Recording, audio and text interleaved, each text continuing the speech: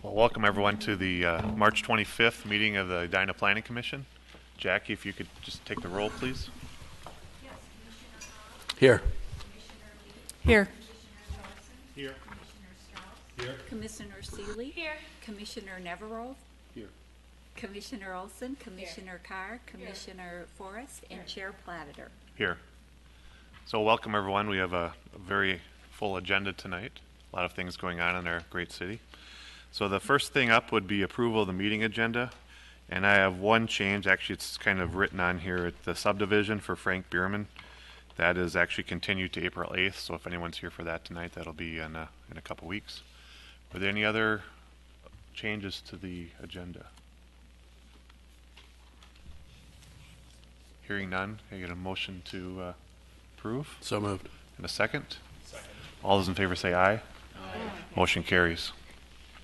Next up is approval of the consent agenda. The only thing on that is the minutes of the last meeting. Are there any comments to those meeting minutes? Any changes to be made? And I believe, Jackie, you emailed these to everyone, right, previously? Right. So hearing none, I would take a motion to approve. I'll move to approve. Second? Second. All those in favor say aye.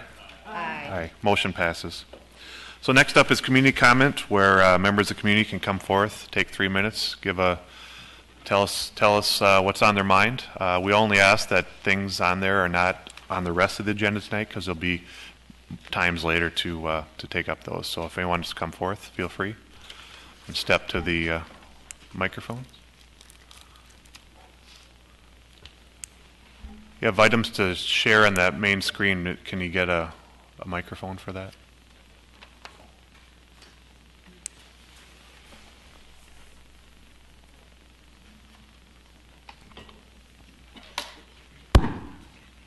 Is this on? My name is Jim Groats. I live at 5513 Park Place, and I'm here to review some things that were discussed a couple of meetings ago by staff relative to gables, and I wish to point out some things. This is a copy of the Minnesota Administrative Rules. This is in the statutes. This is not open to staff interpretation, and under the administrative rules in the statutes on 1305, it says terms not defined, and you go to the Merriam-Webster dictionary available at mw.com. This is right in the statute, and this is with regard to a gable roof. And in the statute, in Merriam-Webster, it says a gable roof is a double sloping roof that forms a gable at each end, following the procedures. And if you look at that, as we've shown you this picture before, here is the south end. That is the beginning of the gable. And if you follow the roof line across, following the statutory definition, the roof comes across, and this is the gable where it comes out here. So the gable is, as we had previously showed, at this location here, and it's not where staff has it. I had the good fortune of meeting with the former chair of the Senate Judiciary Committee, very knowledgeable. He had his own story about gables. And he told me, look, there's a reason why it's in the statutes, which Edina and Edina staff must follow, because enough people have been hurt by this. And I wanted to point this out to your attention, that it's in the statutes. This is not open to somebody's opinion. Thank you very much. Thank you. Anyone else for community comment?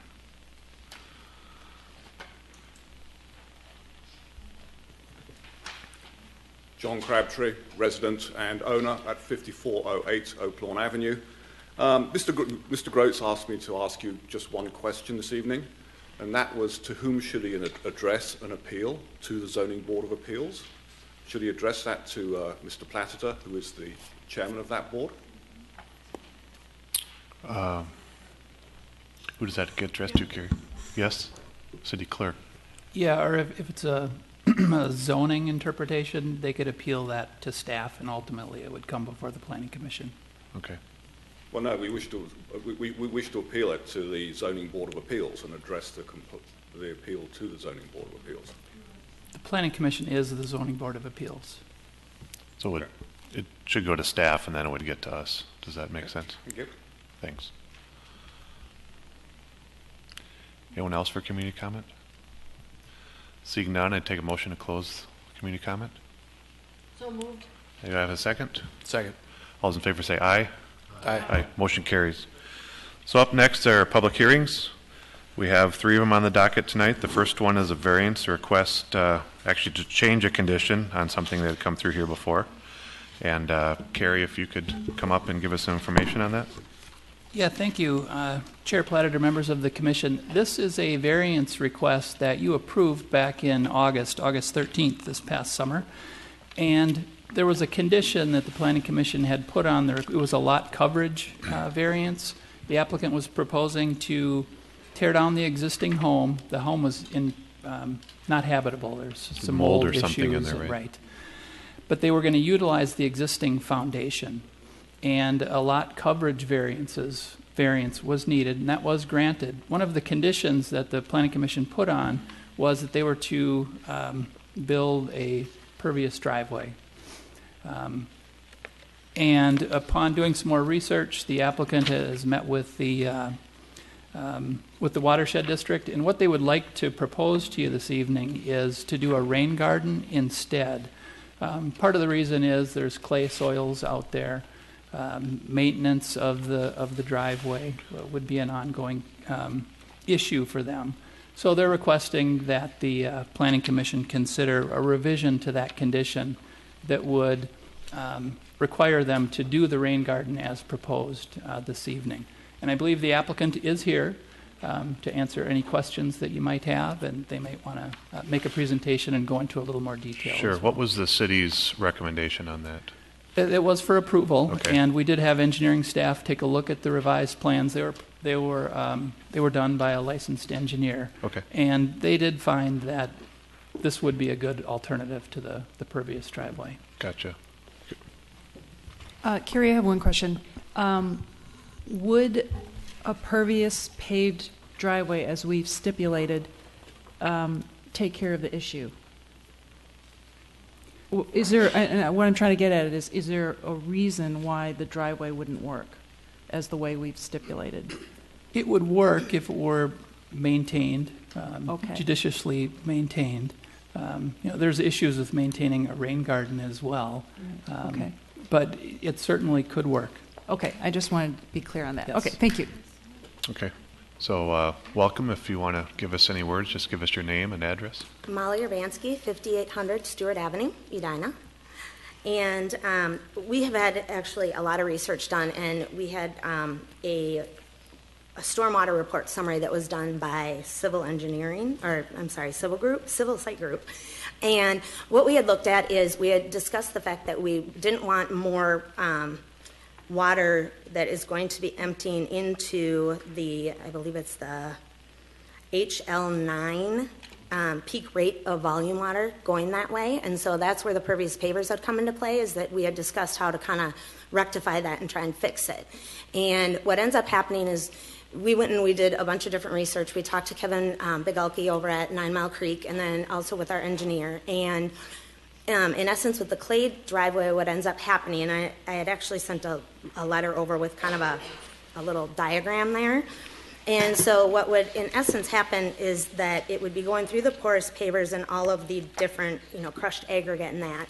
And then it would literally hit a impermeable liner. Because of the clay being there, they put an impermeable liner and then a drain pipe which attaches to the storm sewer.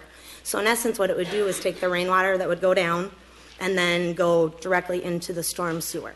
If we did a rain garden, it would actually take the water, and because of the way the rain garden is set up, it would actually filter the water and also be absorbed into the planting material, so it would actually be lessening the amount of water that was going into the storm sewer area, which is one of the big concerns as well.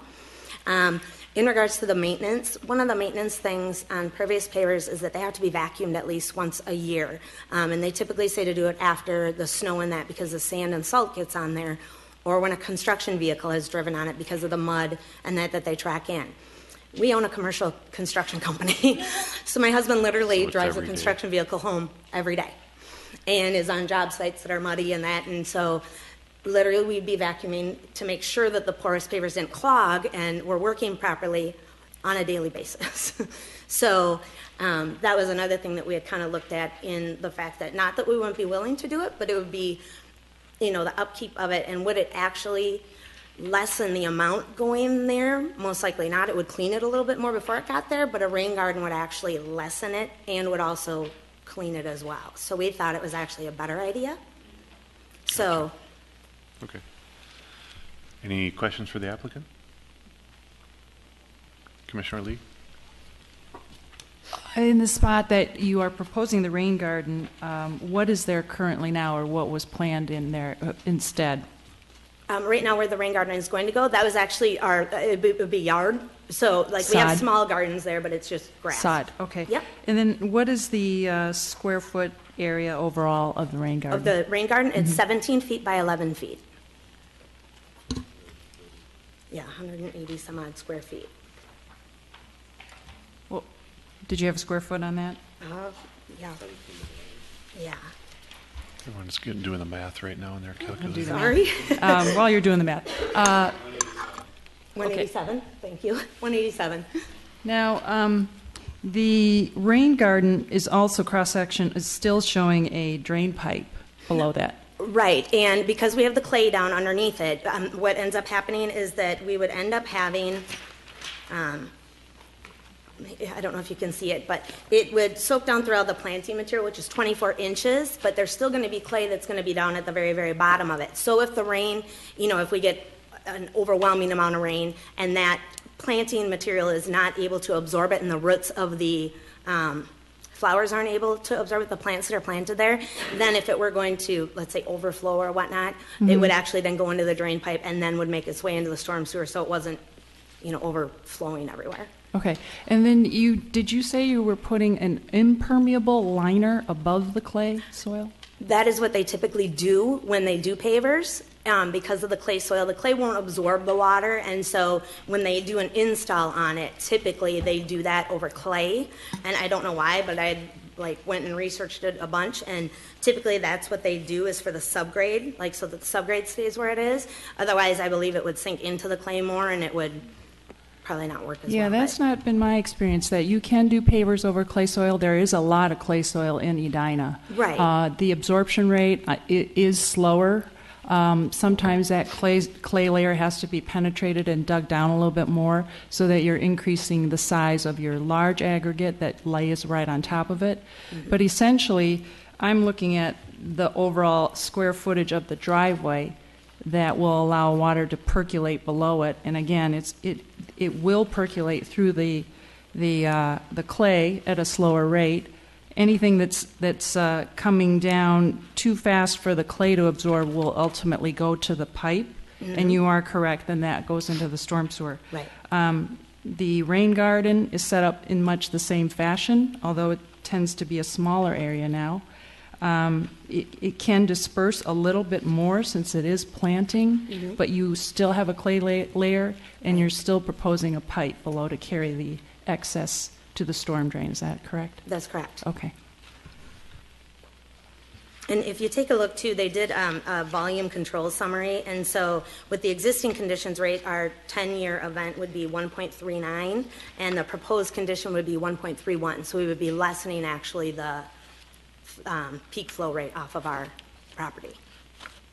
Commissioner Hobbs. Yeah, how did you select the plantings for the rain garden? I went actually, after discussing with Kevin, I actually went to a seminar at 9 Mile Creek in regards to that, and all of the plants that we're choosing are native plants with deep roots, native grasses, that type of a thing that has a absorption rate in that. And so I worked with the people over at 9 Mile Creek to kind of figure out what we wanted to plant there. Okay. Any other questions for the applicant? Commissioner Forrest. Is there any benefit to digging deeper than just 2 feet below the rain garden as far as the soil depth versus above the clay?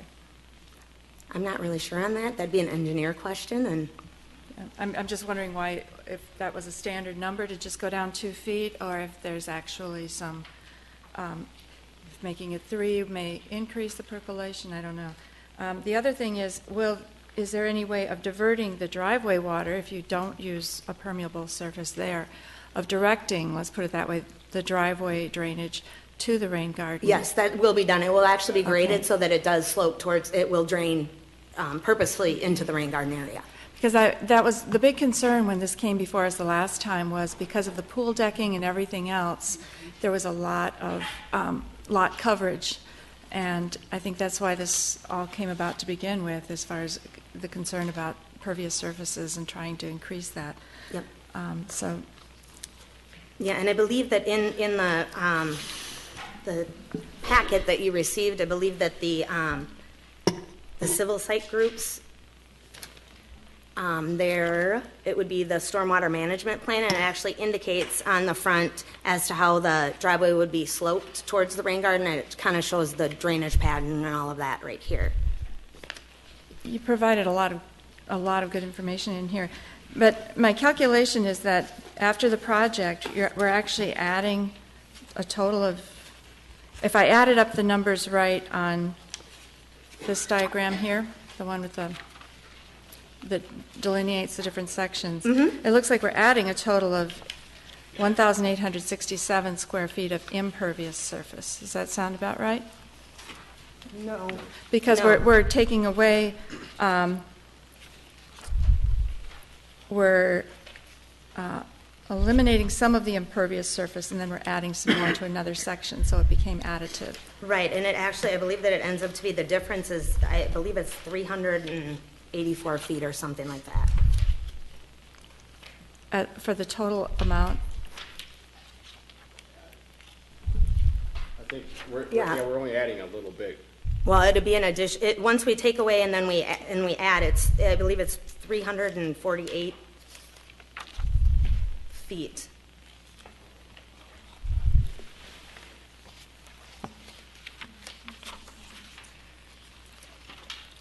Because the house was in the same foundation, right? Yes, it'll be built on the existing Yeah, foundation. so this wasn't about the house necessarily expanding. I understand.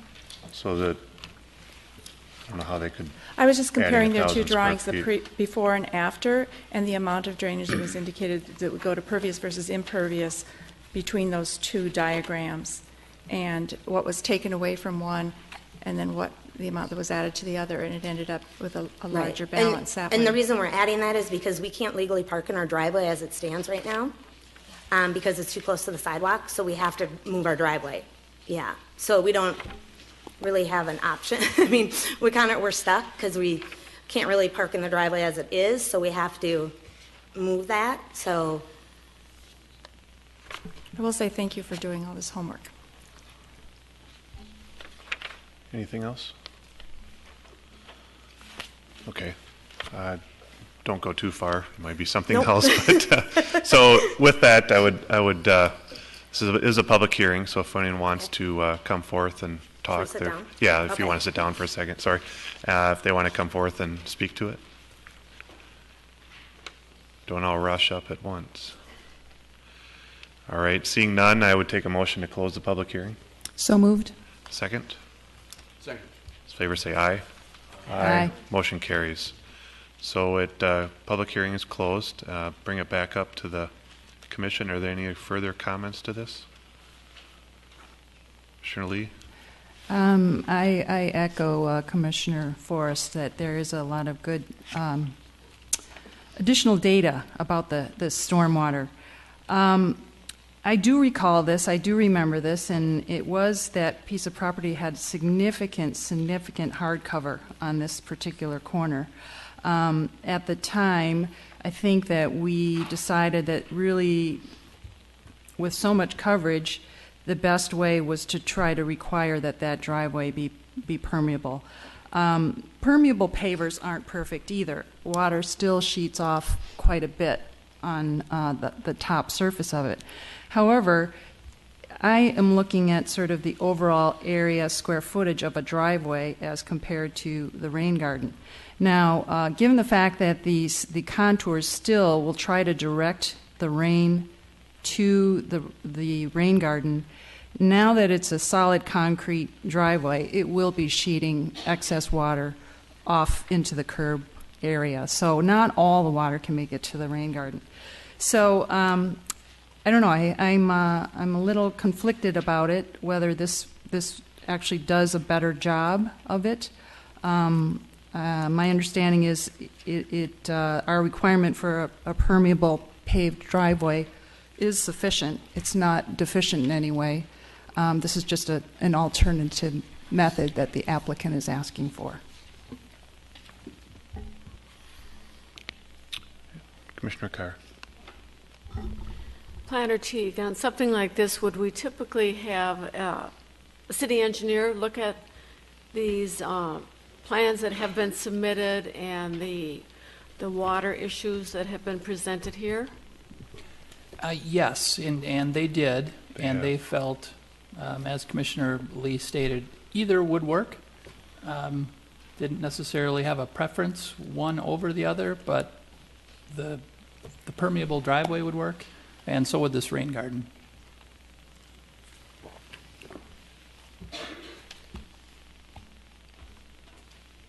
Was that a memo in this packet, Carrie? It is, Okay. yeah. Yeah, I couldn't find that. Maybe you could direct us to. You're saying the city engineer recently analyzed this? Page A31.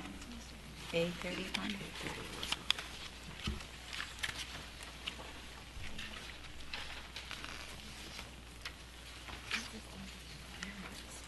Oh, okay. Thanks.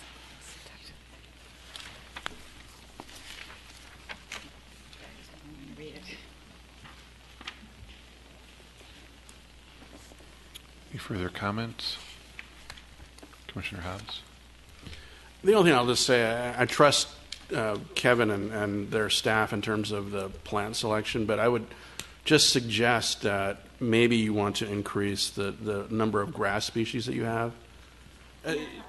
Yeah, because most of this is going to happen. The big thunderstorm hits, and you want those grass species are going to do a great job of acting like straws to kind of evapotranspirate the water up into the air. So, I would suggest rather than some of the hostas and stuff, it'll just be more functional if you're doing something like that.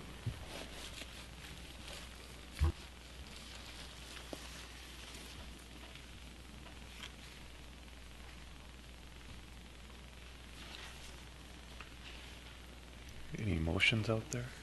I'll make a motion. So I was also looking for where there was the motion in here recommended, but I recommend that we approve the requested, is it a variance to the, or a condition to the variance, or what are we approving? Yeah, it could simply be revising the condition that was originally required of a pervious driveway to the rain gardens per the plans that were submitted and presented this evening. Okay. And then just in addition to that, I mean, I guess some of the reason for that is that it does seem like it's going to serve the same purpose, and it has support of the watershed district. And I would also add that they look at more grasses in the landscaping, and that would be my motion.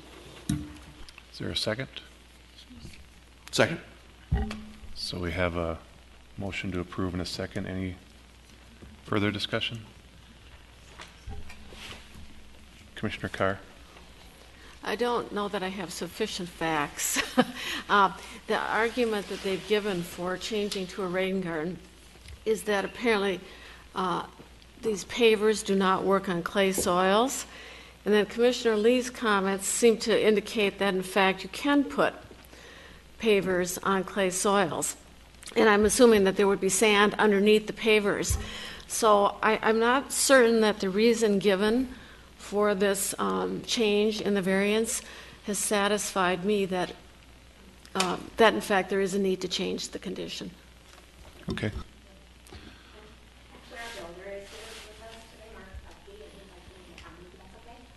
Sure. Hi, Mark Elke with Mulberry Builders. The reason this really came up is when we started the actual permit process and going through the zoning with the city, we went to the 9 Mile Creek Watershed District, and the gentleman there said he recommended against doing that. So that's where we started pulling back right away. Then we talked to the planning department, and then they had us talk to the engineering department at the city of Edina, and they actually concurred and said, there might be a better alternative, which is why we then engaged with a civil engineering group. And they came back and said, yeah, we agree that this is a better alternative. It's going to take in more water ultimately than a paver driveway would. And I agree, you can do a paver driveway, obviously. You see them all over town, but they don't function. I don't believe either, after all this research, that they function as well as people probably think they do. Thank you. That was good background. Thank you. Jackie, can you do a roll vote? Yay. Nay. Aye. Aye. Aye.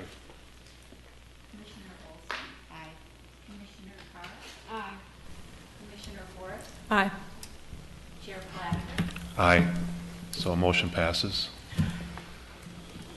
7-2 or 8-1? 8-1. Thank you. Okay, motion. You have your new condition to your old variance. So. Can I ask a really quick question? In regards to the grasses, are there any type that you would recommend? I mean, it seems as though you might be more educated than I am, but. Yeah, I'd be happy to actually. I'll talk to you, and I'll get to some Okay. list of some grass species you might want to think about planting. Okay, that Yeah. sounds I good. can help you with contact information. Okay, fabulous. Thank you so much. You bet. Thank you. So next up on the public hearings is a zoning ordinance amendment. There's a couple things in there, including some lot division procedures, some rezoning, side yard setback, and some district regulations. Carrie, if you can take us through this. And again, this will be a public hearing, so after we go through it, public will have a chance to come forth. I will. Thank you, Chair, members of the Commission. Again, you're asked to hold a public hearing on a number of ordinance issues that we've been working on over the past several months. Again, most notably is the rezoning process, and then others are to simplify the code, which is another goal of ours. So what I'll do is I'll go through and summarize each of the sections. There are 8 of them. Hold the public hearing, have discussion, and make recommendation on the ordinance. This is scheduled for public hearing at the City Council April 21st. That doesn't mean you absolutely have to take action this evening. There's actually a couple more Planning Commission meetings before then. So Carrie, just for is this something we would vote on individually by each of these, or it's a full packet that would be voted on? As a whole. As a whole? Yeah, Okay. we can make tweaks to different sections. We can Okay, certainly I do just that. want to let people know that before we keep going. Yep. So the first section is in regard to lot divisions. And lot division doesn't mean necessarily as it's described or what you would think it means. A lot division is simply shifting an existing lot line. It's not when you're creating a new lot. So what the ordinance is proposing is that those be done administratively rather than bringing them before the Planning Commission and City Council. Again, that's only if someone is shifting a lot line and they're not creating another lot and they're not making a lot so it's big enough where they can further subdivide. Lots have to be both conforming or at least one lot made a little more conforming than the other. Most cities do regulate these administratively through staff, and so that's what's before you is to speed up that process for folks who just want to shift a lot line. The second and third sections deal with the rezoning process. So what's proposed here is with a rezoning process, currently we have 3 steps involved and 4 public hearings. So if someone requests a rezoning, they first come in with a sketch plan that goes before the Planning Commission and Council. Then they apply for a preliminary rezoning. Planning Commission holds a public hearing, City Council holds a public hearing. Then they come back for final rezoning. Again, Planning Commission holds a public hearing, City Council holds a public hearing. The ordinance before you would shorten that up to, rather than 3 steps, there would be 2 steps and 2.5 steps in the case of a PUD. So if someone wanted to rezone property, let's take the Wally's gas station as an example, where they're considering a rezoning of that property from PCD 4 to PCD 1, more consistent with the surrounding. That would be a 2-step process. They would first come in with a sketch plan, similar to what they've already done. Then they would come in and simply request a rezoning, and it would just be Planning Commission holds a public hearing, and the City Council holds a public hearing, and then final action is taken. With a planned unit development, where you're requesting a rezoning to planned unit development, which most of the rezonings that we see are PUD, the process is somewhat shortened.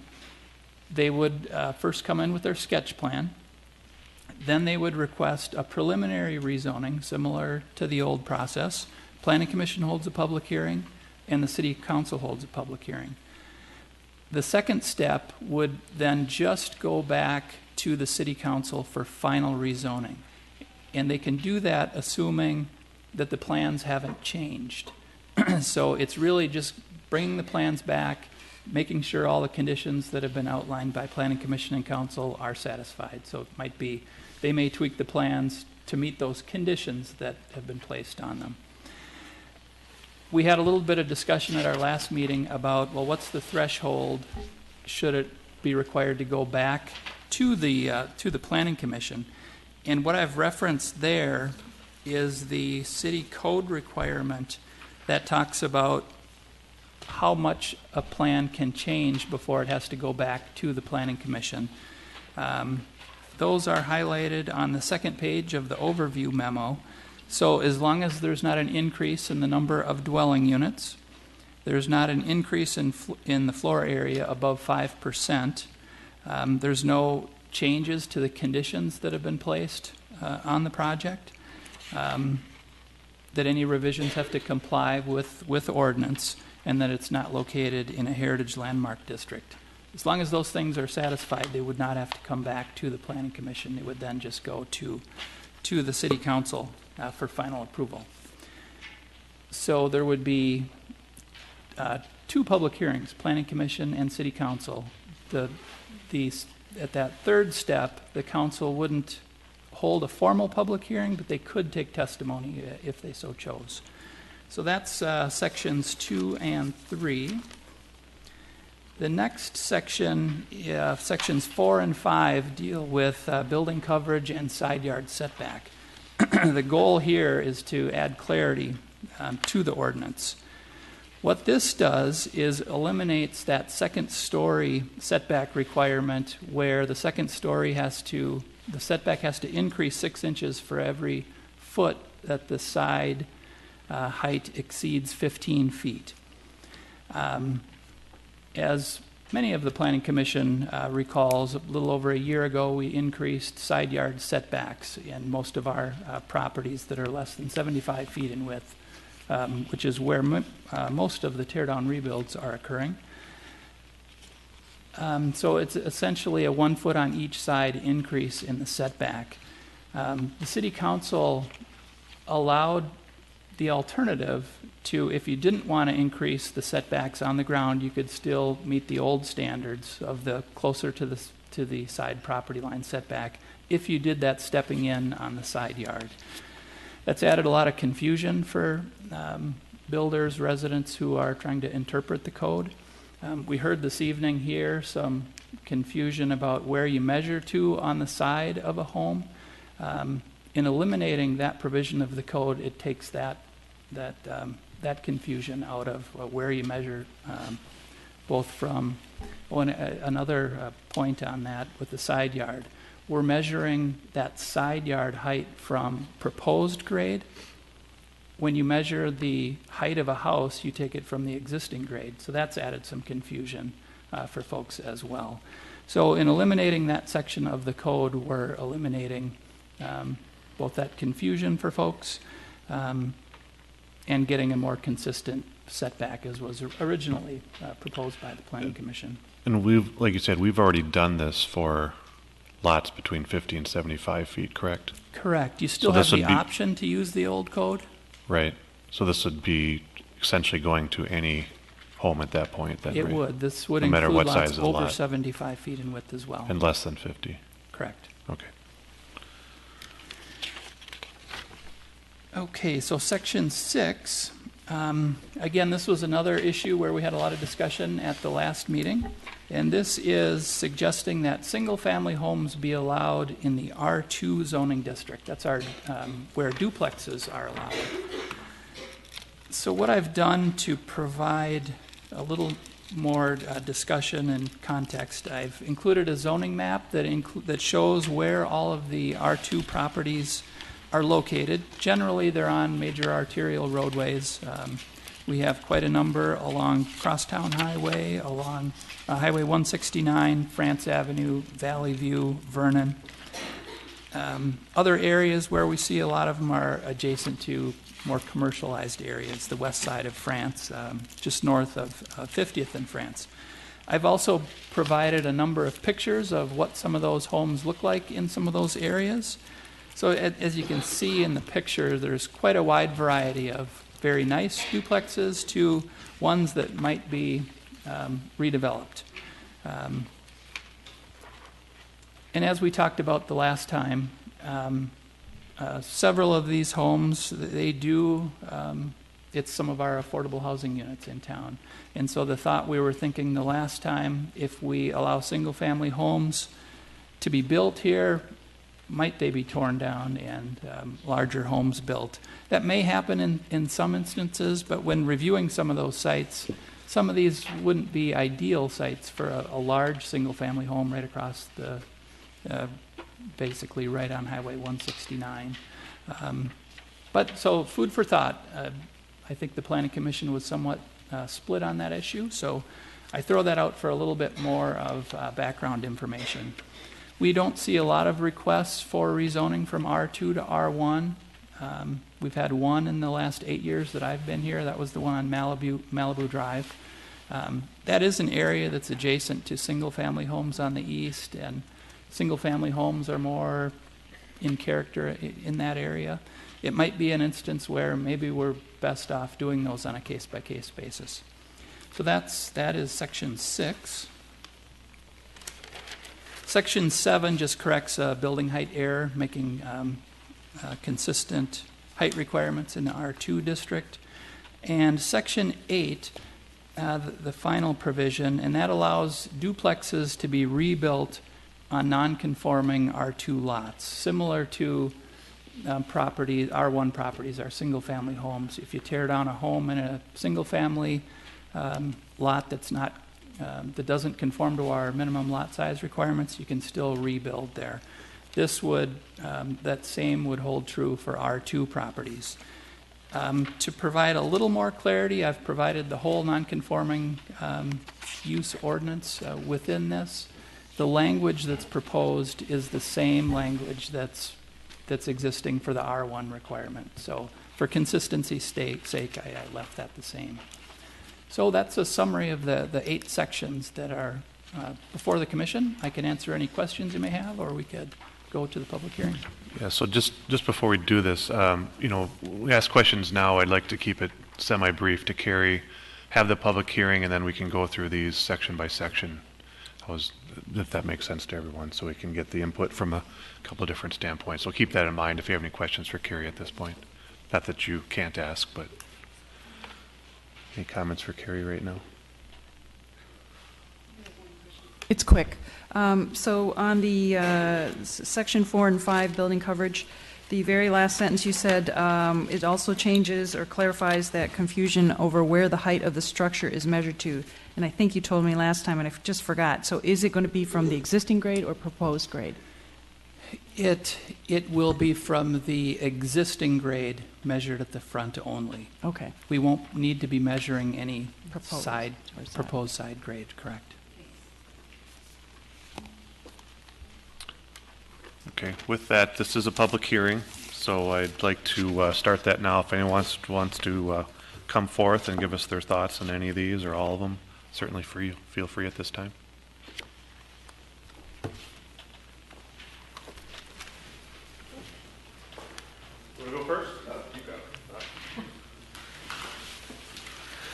Good Welcome. evening, and thank you for seeing me. My name is Mike Corman. I'm a resident and owner at 6113 Beard Ave South in East Edina. As I have often done when I've spoken in front of public boards, I want to thank you for your service. It's often a thankless task, and I understand that, but it's very much appreciated by the residents that are here.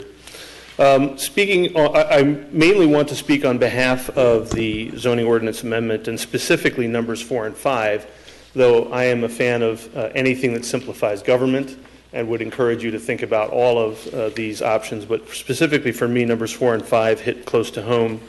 I met with staff this week to talk about remodeling my 1955 Rambler that my wife and I moved into a little less than 2 years ago. We love the neighborhood, we love the schools, we love where we live, and we want to remodel this home, but as we've been talking with our architect and with the planner and some other folks, the stair-stepping wedding cake nature of the current rules is a little bit tricky to navigate. So we would certainly appreciate a simplification of that. It would certainly help with lessening the design penalty, any cost and time penalties that might impact that construction and design. We have started the design process this week, and we would benefit favorably from the change if it was approved expeditiously. We are on a non-conforming lot. Our property does exceed the current max lot coverage, and there are a number of reasons that I may have to come back to you in the future to talk about that, but in the meantime, my family and I would like to speak in favor of these changes. Thank you. Thank you.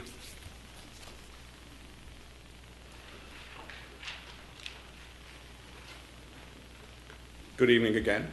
John Crabtree, 5408 Oak Lawn Avenue. Really want to address some comments tonight to the Commission about side yard setbacks. I want to make my points really under three main headings. I spent some time recently looking at the city ordinances. I could not find a definition of what is a window well, or what is the definition of an egress window well. And I think that's something which I'd like to bring to your attention. What I also found did not appear to me to be codified anywhere is that when side yard setbacks are presently calculated, window wells, but not egress window wells, are exempt from the calculations. If that is to be done, I believe that should be in the code for clarity and for ease of use of the residents. Point number 3, and it will come out of a description I'll give to you, start a little story. There's a tear-down reconstruction taking place right now at 5429 Oak Lawn Avenue. On one side of the property where there is a window well and there is a 5-foot 6-inch setback to the property line. The excavation was done on that side of the property to within 2 inches of the property line. The excavation was not shored. The contractor put a construction fence on a neighbouring property, and as I understand it, it was done without the neighbouring property owner's permission. I call that trespass. I asked the city building official, why have they dug to within 2 inches? And came back the answer, and it's in writing, that's a good question. The answer became apparent to me later. When the excavation contractor was regrading the site, they needed a mechanical bobcat to do the work. That bobcat is 47 inches wide. They needed all the clearance so they could actually get the bobcat through to the back of the site. This is a bobcat where the driver actually sits on the machine. You can get narrower ones where they actually have to sort of walk behind. The conclusion I came to from that was that the city right now is approving building plans where a contractor cannot, using mechanical equipment, regrade the site because of the allowances which are made for window wells. The only way they can get mechanical equipment onto some of these sites is to literally trespass or go onto neighbouring properties. So I would ask then that tonight you do not give the exemption which is proposed for egress window wells on one side of a building. And I would also ask that the Planning Commission give serious consideration in the setback requirements to having a 6-foot clear setback on one side of a property so that mechanical excavation can be done. Thank you.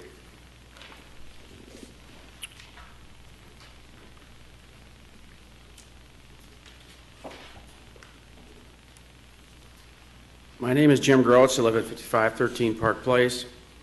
Mr. Crabtree brings up some very good points. Egress window wells versus a window well are not defined. For starters, we must do that. And I feel that the maximum extension into the side yard setback can only be 3 feet, and that's it. We've had something that has just been constructed, and the building official said, well, you know, they're still building, so I can't really do anything. Let's see what they build. And ended up building a window well that goes 6 feet into the side yard setback. It's 13 feet wide. This is larger than the deck on many apartments, making it easy then for somebody to come out, and this is a sunbathing deck in the side yard window well. And the language that he's put in the code does not add clarity. In fact, it makes it far easier to cheat because we haven't defined any of this. In our case, it appears the sole reason for putting this large window well in, which goes 6 feet into the side yard setback, was to deflect all the water coming down from this person's proposed patio and side yard to deflect it into my basement. And, you know, we just recently discovered this because they just finished building it. I feel that we have to define these terms. I mean, if staff can't get a gable right, we have to have protection. We cannot have any more of this abuse. We just must watch these people, and we have to define all this. And what's happening here is it's not adding clarity. It makes it easier to cheat. And again, we cannot be approving plans where it forces the contractor to sneak and trespass on a neighbor's yard to bring in his equipment to do the grading. Thank you very much for your considerations on these. I would urge you to not adopt this. It needs much more work, and you know, we'd like to give additional feedback once we've seen the reworked thing. Again, we need to define a window well and an egress window well. They're not defined at all, and you know, we can't have a 6-foot incursion into a setback merely to deflect water into somebody else's property. Thank you very much. Thank you. Is anyone else? Seeing none, I'd take a motion to close the public hearing. So moved. Is there a second? Second. All those in favor say aye. Aye. Motion carries. So I'll bring this back up to commission here. What I'd like to do at this point is just maybe go through these each by each real quick and see if there's any comments on those. And I do have some comments as to some of the speakers that came up here and a little bit of history on how we got to this point as well. So the first one up is the lot division, the party wall division. I don't know if there's any comments on that. Commissioner Carr? I would support this change in the ordinance. It seems to simplify the process. It's an administrative process, and these sorts of issues don't need to come to the Planning Commission. All right, the next is section 2 and 3, the procedure for rezoning. Oh, I'm sorry, Commissioner Forrest. Didn't see your hand there. No, I'm sorry. Maybe I was waiting for somebody else to raise their hand first. I'm not sure. Planner Teague, in that situation, usually both parties are in agreement prior to coming to you. Is that correct? That is correct. You don't anticipate any really goofy things coming before you, or you'd catch it and highlight it, and if need be, would you then have the option to bring it forward to this body, or? I mean, if it was really, you'd just use your judgment on that. Yeah, if they're creating a severely non-conforming lot, well, we wouldn't accept that. You know, they could maybe go for a variance in an instance like that, and it would go before the Planning Commission. And lot division, it's, as you say, it's not what you might think. That would be a subdivision if you're creating a new lot. Great. Yep. Thanks. A No lot of creation times, of new lot. a lot of times it's usually the same landowner too, right? Many Oftentimes cases I've it seen. is. So Sometimes they're going It's to been all over sell the an place, but equal. yeah. Anything else on the first one? If you say that sometimes they're going to sell an equal, if they're dividing their own lot, though, that creates a new lot.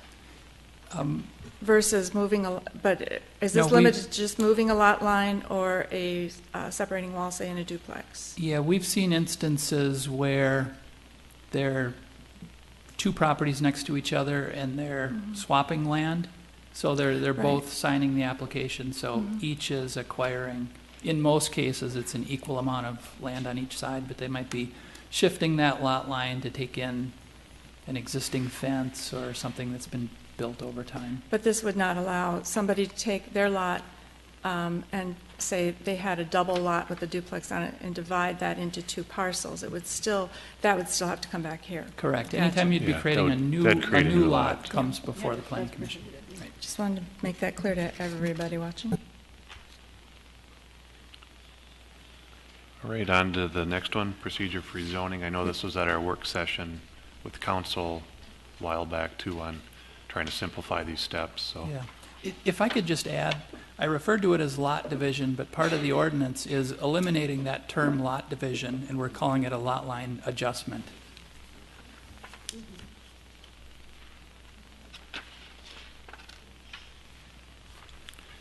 Any comments to the rezone? Commissioner Hobbs? Yeah, I guess I would like, in terms of what is considered minor, if there was an increase in impervious surface beyond a certain threshold, I guess I'd like to see it again. You know, I don't know exactly what that, I mean, you've got 5% in here for the floor area, maybe 5% increase in impervious surface beyond that it's not minor anymore. Yeah, I was just, it talks about floor area, it talks more about the building, but doesn't necessarily talk much about the site. Right. And what could have changed. Right. So I'd be in favor of some conditions also with the site if the driveway changed positions. I don't know how you say it, but also that, would be substantial changes to the site plan also. Mm-hmm. Yeah, that's a good point. So maybe we bring in to this amendment, we add something to that section 36-130 in regard to plan modifications that adds some kind of a, where it could be just as simple as you're reducing the amount of green space a certain percentage. Yeah, that's a good one. Or the layout changes, the circulation layout changes or something. Yeah, like things like that. Those are significant enough. Okay. I'm bringing those All right, back. so maybe we catch those anyway. Yep. Gotcha.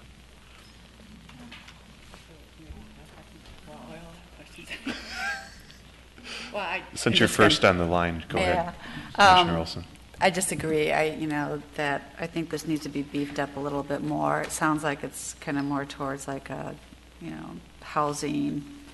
And I know when you say, Carrie, that, if that would be significant and you bring it back, but I think it might help you if we could have a little bit more strong language that would define what that is. I mean, like the access or even height, height could change in here without us, if it still meets the requirements. So there could be a lot that could have changed between the Planning Commission and Council.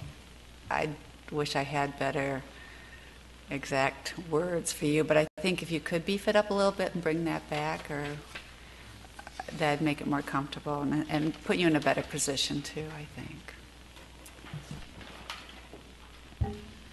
Commissioner Carr. I guess my question relates to the definition of site plan, because it indicates that if the city council does not make any changes that are inconsistent with the site plan, then there's not the step for the second review in the PUD process. That's what we're talking about right now. And so what is the definition of a site plan? What does that include? And maybe this gets to the water drainage issues. It could be a landscape plan having to do with trees. It could be a number of different things. So is there a definition of site plan? It's really all the plans that have been approved. Okay, so, but it might help to say, because we're using rather general standard here, consistent with, but at least we could maybe give some further definition to what the site plan, including but not limited to type language, to list some of the plans that we anticipate that we would want you to take a look at to make sure that the city council decision is consistent with the planning commission review of plans.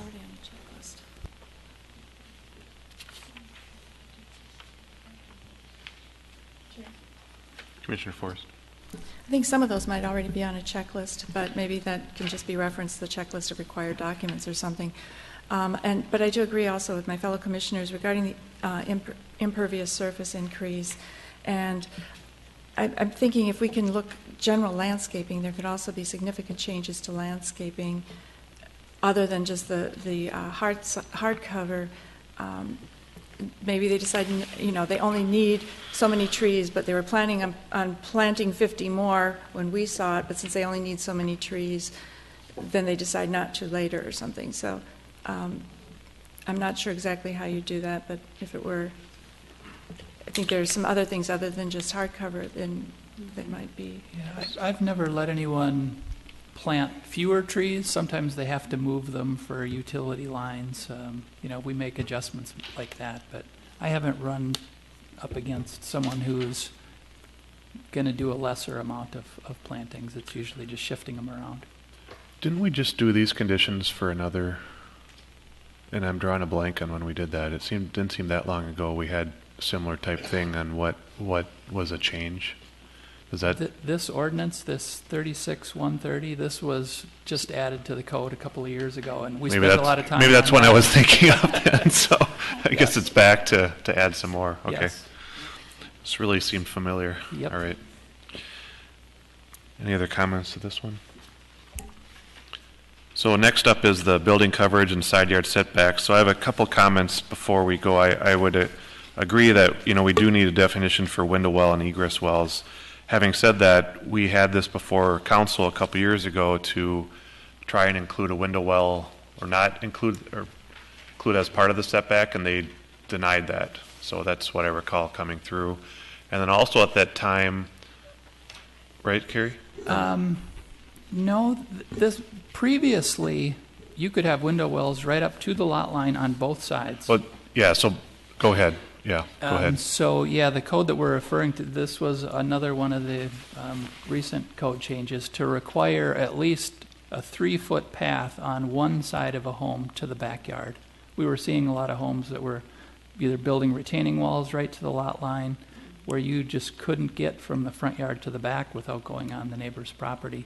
So that 3-foot rule for having to have a 3-foot clear pass, that's where this window well issue. Okay, that's what I was thinking of. There's a lot of discussion on that because we had some homes where people were, and this was mostly after the fact, where people are actually having to trespass in somebody else's yard to take the lawnmower back there, right? That's correct. So this was an attempt to do that. But it is a good point. We haven't defined specifically between an egress window well, a window well. It could be something that we add to the code as well. Yeah, at least my comment would be that we add this, as long as we're doing this, that we would add that in there to clarify that at this point. Commissioner Hobbs. I mean, in that discussion I wasn't there for. I'm just curious as to why the exemption at all. I mean, why just have it on one side versus? That was something that came through council. We actually proposed it on both sides originally. Yeah. And it got back to one side. And go ahead, Commissioner Forrest. Maybe you can recall a little better than I was can right working now. with Chair Platter on this at the time, too. If you have a 40-foot lot and a driveway on one side of the house, which then would allow access to to a detached car in the back, and an egress window well on the other side that comes within 2 feet of the lot line. I happen to own a property like that, so it would be impossible to even to maintain that or to reconstruct it without getting a variance. And so that's the reason for it, was for these smaller lots so that they can have an egress on one side, but they still have to have access to the back. The other thing I'm thinking is egress windows, and at least I'm not sure about window wells. I haven't trying to look this up. They're probably defined in the state building code, which we incorporate into our code by reference. So at least there are going to be I know there are minimum requirements in there. So if we do address this in any way as far as the size of an egress window well, we could refer probably to that, the minimum requirements, maybe plus a small allowance or something, and limit it that way. I think the intent of when this was created was really any window well. I know the code does say egress window wells, but the intent was to regulate any kind of a window well. We wanted to have at least Right. that 3-foot clearance. We So originally, maybe we take out egress and it's any window well, and then we provide a definition of that. yeah, because originally we actually wanted to move them to the other sides of the house, but that didn't go real far. So that would have had too much of an impact to the house, or the inside of the house that was felt at the time. Yeah, on a 50-foot lot where you needed to put in an egress window for access in a basement, the thought was at least allow it on one side. Right, so that's how it sits today. It just, I know just in driving around, I've kind of been amazed at how creative people have been in terms of egress windows that are kind of mini basement patios. And so I do think that somehow we need to address that. Yeah, I would agree. I'm not sure, but I'm thinking the state code may say the minimum dimensions for an egress window. So maybe that's something we can pursue. Yeah, and there's really nothing in here that was dealing with window wells. So this is an add-on to what we're really considering here this evening. Commissioner Carr? Well, if in fact this language regarding egress window wells or window wells of any type, if this addition to the code was meant to address the situation of a small lot, if we do have a statement in here that window wells are exempt from the side yard setback on one side, shouldn't we qualify that by saying it's 50-foot lots? Or less? I think because that's where the situation came up. But if you have a larger lot, shouldn't you just have the setback from the side, not include the window wells? You don't need to take the window well into account in that instance because there's no hardship there. Yeah, it's going to come into, we have a lot of 52-foot lots, 53-foot wide lots, 54. So I don't know where that magic number is, if it's a 50-foot lot, is it a 60-foot lot? I'm not sure. Commissioner Forrest? I agree in concept with Commissioner Carr, but then I started thinking about existing homes in some of the older parts of town that maybe are on 70-foot lots, but they were built right up to the lot line to begin with, and the driveway snugs up on the other side. I'm thinking maybe in Country Club or other areas in northeast Edina. So it could become a bit of a pickle for some existing layouts that are there. But I like the idea of perhaps not including in the setback anything beyond whatever a certain requirement is, so that you don't get these patios built out and sneaking in under the setbacks, as Commissioner Hobbs was saying. Or maximum size depending on the egress ability This might or be something that, we might not want to hold up the whole of this ordinance, but something that we continue to address and look at as a Possibly, separate but amendment. my sense this isn't maybe going to get through tonight anyway. So. Yeah, I'm just not sure we're going to solve it in 2 weeks. Well, yeah, we're not going to solve. Okay, fair point. Chair Fowler? Yes. Well, actually, I thought the suggestion that maybe we, instead of doing it by lot size, that maybe not the best solution, maybe limiting the size of the window well to one side. And what do we call it? Whether it's a window well or egress, who cares what it's called? We should limit the size of that. That's exempt. Yeah, that's exempt from the setback. So just a suggestion, as Kerry mentioned, maybe he could bring some language back we could react to versus we're not going to solve it tonight. So. Yeah, and it might be one we want to go out and take a look and get some examples. How big are these really being built? And so we can just get a little bit more data before we take action on something like this. So whether it's in here, I don't think is absolutely important, but it's something we need to follow up on. Any other comments on this section? I mean, I do like that we're going to be consistent with the setbacks and the wall setbacks as well. Because since we already did it for some of the lot sizes. Yes. Planner Teague, what percentage of your variance requests are kind of hitting up against this side yard setback confusion? I mean, is it a substantial percentage? The number of variances that you Well, in see? terms of how much of the number of applications you see, how many of them just are really a general, hung up on this? a general building permit. People that are confused by this, it's way over 50%. Whether it's builders, residents, even builders who work with this code and build quite a number of homes, are still confused by it. Thank you. Commissioner Forrest? Planner Teague, perhaps you can help us with, I'm confused or I'm concerned what the impact may be of, now all of the measurements now would be taken from the existing grade, is that correct? We would, the way we measure the building height stays the same, but we're not worrying about that side measurement to determine an increased setback on the second floor. So we're eliminating that. Yeah, I like I like getting away from the whole step back approach.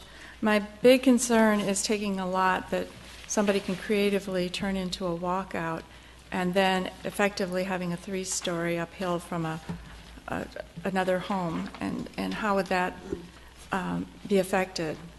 In other words, because they'd still be only subject to the setback of a 2-story. Yeah, the ordinance before you doesn't address that, but we have been doing some work and research in other cities in the greater Chicago area, like we had mentioned in our work session. And I've got some ideas about that, how to regulate that. But that's for another ordinance amendment that we would consider. But it might come into play with this one because we're talking about setbacks and measurement of It wouldn't height. for side yard setbacks. Okay. Yep, so we'd be getting away from measuring anything on the side yard in terms of height to increase setback for the But we'd second only be story. using the front yard height to determine the setback of the side yard, is that correct? Nope. No, okay. The side Right. yard setback is the side yard setback. Commissioner Carr? Or are you still? Well, no, generally I'm in favor of it. I mean, it is very confusing, and a setback should just be a setback. And we do have our sidewall articulation ordinance in place now, too, which helps visually. So I think, I'm definitely in favor of it. I think the issue that's been brought up about the egress windows and window wells is important to calculating the setback, but otherwise I'm definitely in support of it.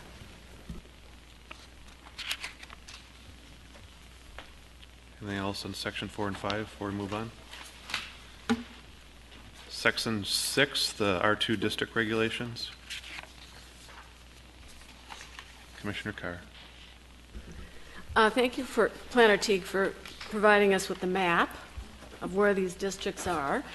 I thought it was interesting in that they're scattered all throughout the city, and they're not very large. The districts aren't very large, and they're also in most instances adjacent to single-family home districts. So again, I don't know that everyone was in support of this last time we discussed it, but I am in favor of making this change to the ordinance. I think, again, we've got a situation where single-family homes right now are not allowed to be built in the R2 district, and I don't see why they shouldn't be allowed to be built there. First of all, most of these, well, I'd say all these districts appear to be immediately adjacent to single-family homes. So there's certainly not a problem with transition. I think some of the stock of the duplexes are very old, and to let the market forces determine whether or not that property is suitable for single-family homes or duplexes is, I think, something that we should open up as an opportunity. So again, I just think that I would be in favor of this proposal. I think it's conducive to good development. I'll have a counterpoint to that. So I wouldn't be in favor of specifically allowing this unless it came back for a variance for this, and here's why. First of all, the R2 districts are for a reason. They're a buffer zone between usually R1 and a commercial district. And if we allow all R1 to become in that district, then you may start to bleed into our commercial districts and impose a lot more regulations in our commercial districts than maybe was there before with the R2s.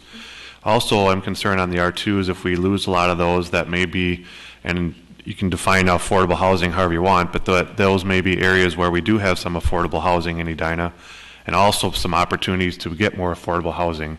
And not necessarily that, I'm not saying they should stay as what they are today, but certainly if they want to become another newer duplex, as we've seen in other areas, that would be permissible. So that's the reasoning that I wouldn't be in favor of that one. So just to bring that up. Commissioner Carr.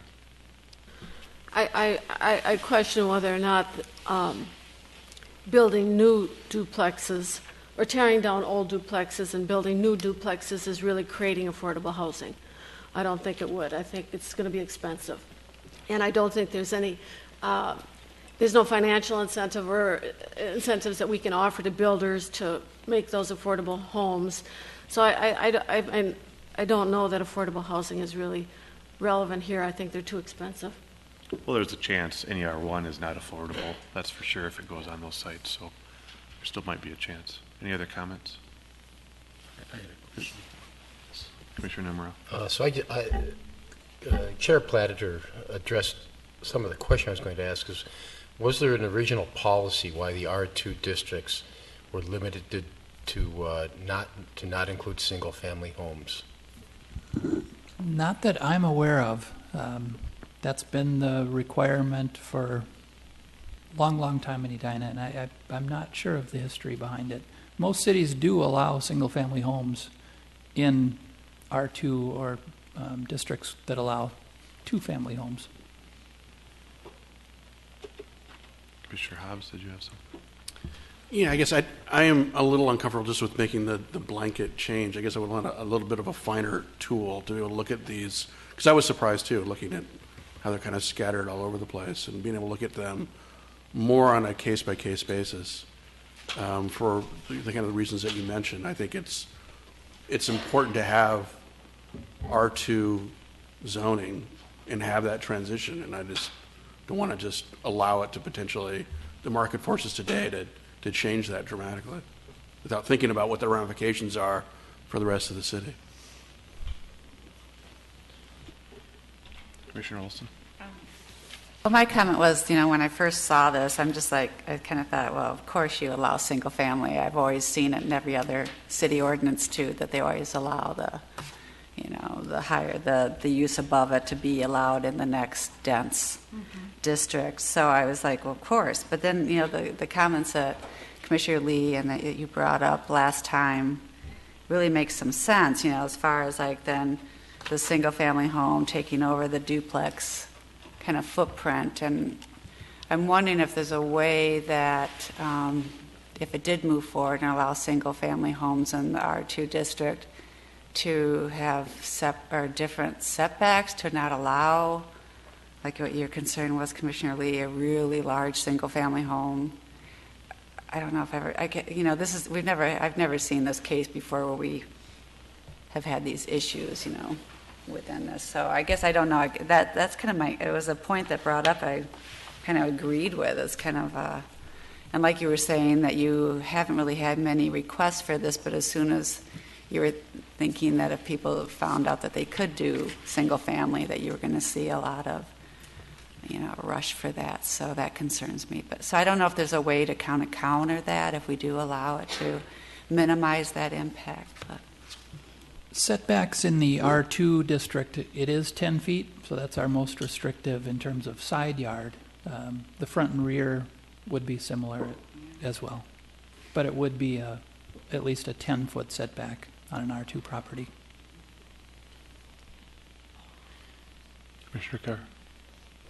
I just want to make one other comment. If I were a homeowner of a single-family home that was adjacent to an R2 district, I would be in favor of this amendment to the ordinance that would allow single-family homes to be built there. I think that may contribute to an increased value for those homes that are adjacent to the R2 district by having a mix of duplexes and single-family homes. I'll just have a comment to that. So we currently prohibit it, but that doesn't mean somebody can't apply for a variance. And we have granted variances. So, I mean, it is still possible to do it. So I would be in favor of leaving it like it is and looking at them on a case by case. Commissioner Forrest. Well, it'd be a rezoning, actually, not a variance. So- Excuse me, Yeah. you're right. So then Yep, that you're affects, correct. it may affect our comp plan as well. Is that true or no? It would Depending still on- be low density either way, so it would just Okay, be a so it's low rezoning. density, good. Yeah. I'm kind of on the fence of this for different reasons, but then I'm thinking, okay, we have a couple of things going on here. We have duplex neighborhoods or developments or subdivisions where you have multiple multifamily R2 buildings. But then we also have these ones that are scattered into primarily R1 neighborhoods, like the one we saw on 54th Street that came before us. On 49th Street, we've got that going on as well. So we've got a couple of different things going on. One is if somebody wants to come in and radically change a whole neighborhood of R2 buildings versus maybe in an older neighborhood where you have two duplexes on a corner in one area. So the whole thing about keeping things affordable and also diversity of housing stock is really important to me, but I think we need to kind of look at the ramifications in these two different situations. Move along. All right, so next up is the building height. I think that's just an error thing, so I don't know if anyone has any comments. Then the next one is the non-conforming R2 lots, which essentially would say the same thing as an R1 lot that's non-conforming. So if there's any comments to that. Commissioner Thorson. Planner Teague, do you see much permit activity for R2 lots and homes, rebuilds or teardowns? Not a lot. So all of them come before the planning commission because you need the variance now. But we've seen in the last couple of years, maybe 3 or 4. So it's not a lot, but we are seeing it.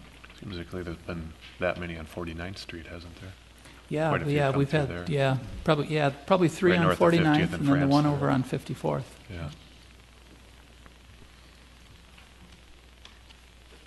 Any other comments to that one? Okay.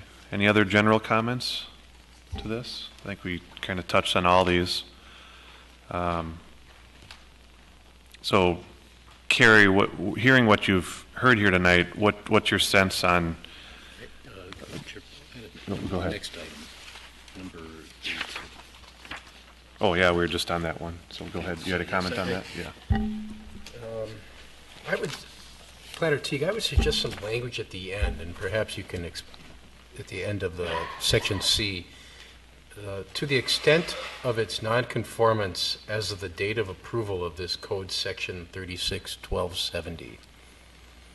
And the reason I'm suggesting that language is, unless it's covered elsewhere in the statute or the code, is not just to make it a blanket exemption, but just to say that it's exempt to the extent it's not meeting it today.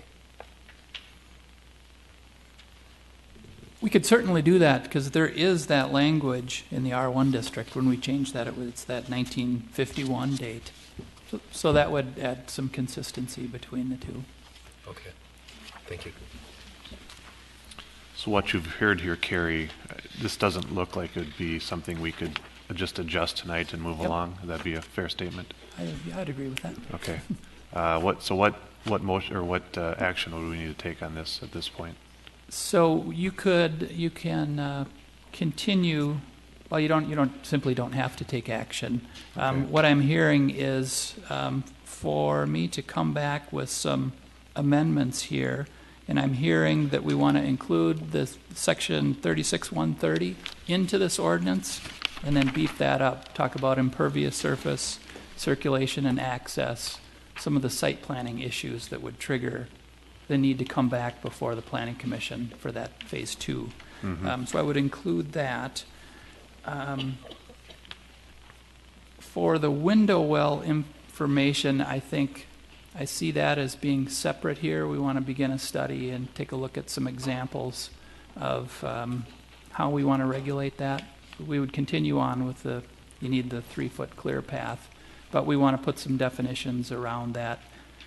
Maybe for this ordinance, I can take out the egress and just include window well. Yeah. So it's just Yeah. window wells across the board. So I'd make that change for next time.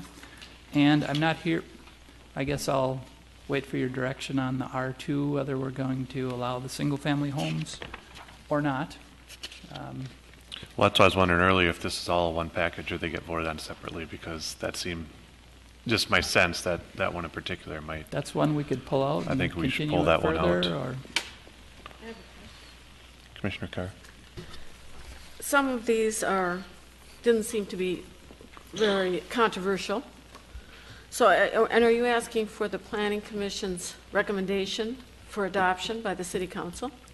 I'm not this evening. You're I'm not looking, this evening, Yeah, I'm okay. looking for That's some. what we were just talking Yeah, through. okay. It doesn't Yeah, seem for some like it's there direction yet. on. Yeah, I was looking for Okay. direction on making some changes and then coming back for action the next time. Okay, and then when you do come back, I assume we would vote on these individually, these various amendments? Or no? I guess I would leave that to the commission's discretion. The goal would be to move forward an ordinance in its entirety to the city council. But there are certain elements that if you want to take out, that could be where you have some discussion on each item and vote to take Yeah, I a think certain if section that's the out. case, I would take out section 6, that piece. I don't know if there's anyone else has any comments, or if it comes back, I mean, worst case, we could just vote on each one of them. So may not be a perfect way, but that would get it across too.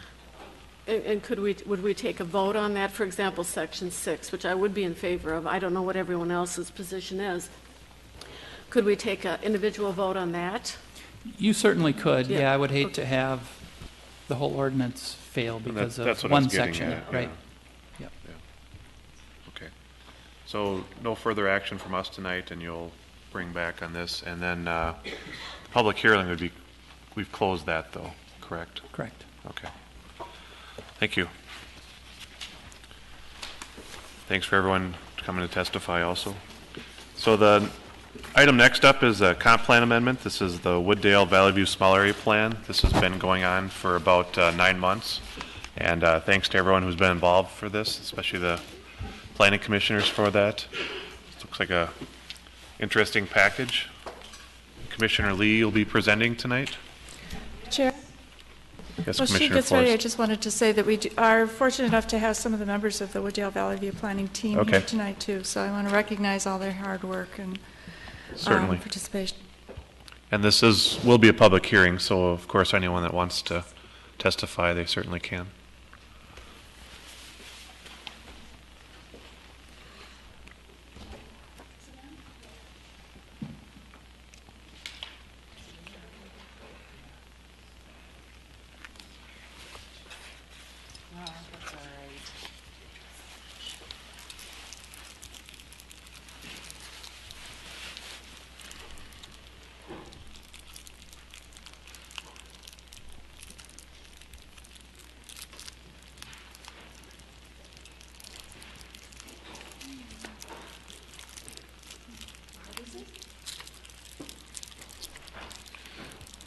So as we're getting started, so to clarify, this would be something that, Carrie, you're asking us to take an action on, correct? And then that would be forward to the city council?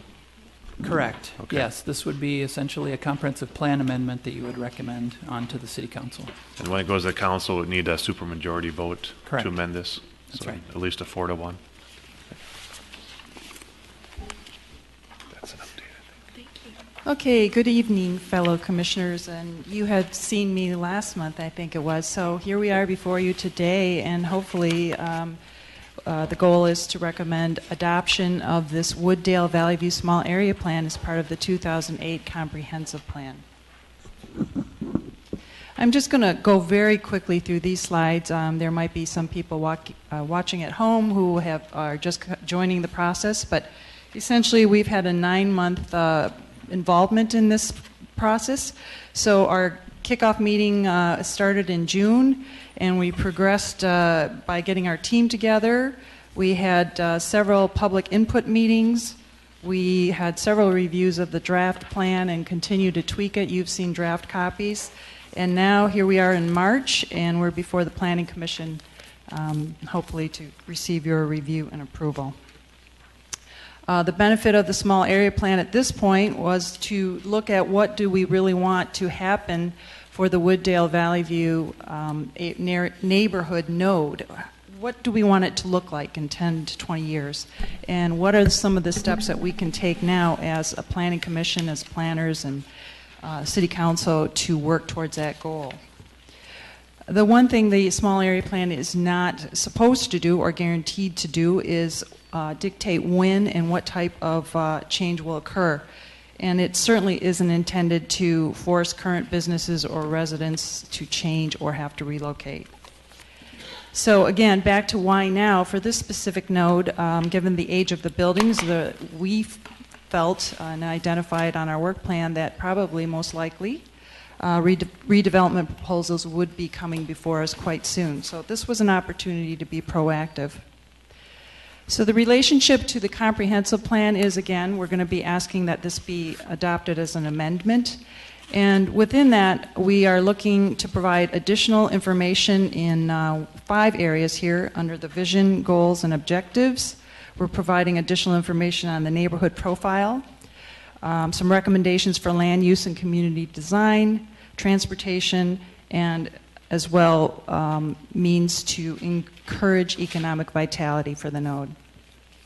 Our small area plan process was essentially a three-part process, and we're hoping that this process will be successful, or in the Planning Commission's eyes, City Council's eyes, so that it can be used as a template for future small area plans. So we proceeded through the startup phase, we have gone through the planning phase, and now we are in the plan approval phase. I did want to note that we had what I felt was a very successful planning team.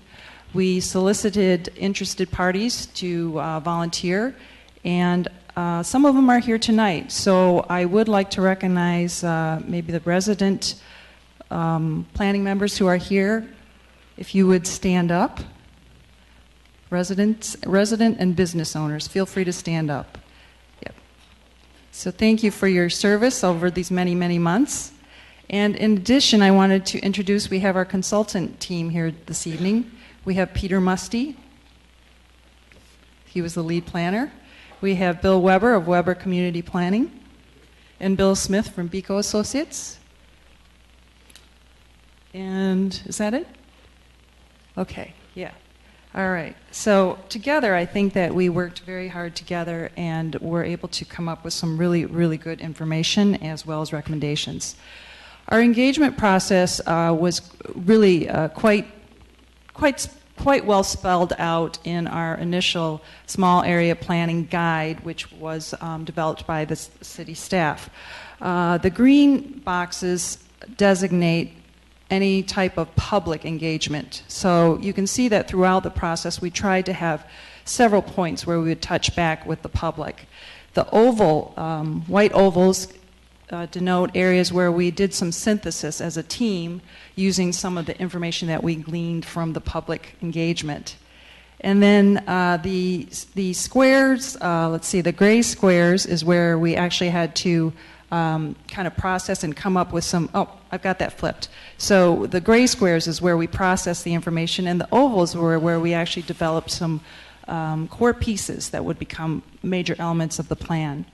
So this all resulted in, at the very bottom, are hopefully a well thought out and well produced small area plan that involved the public input. Out of that, one of the items that came out of it was these guiding principles, which become what I say the theme throughout the plan.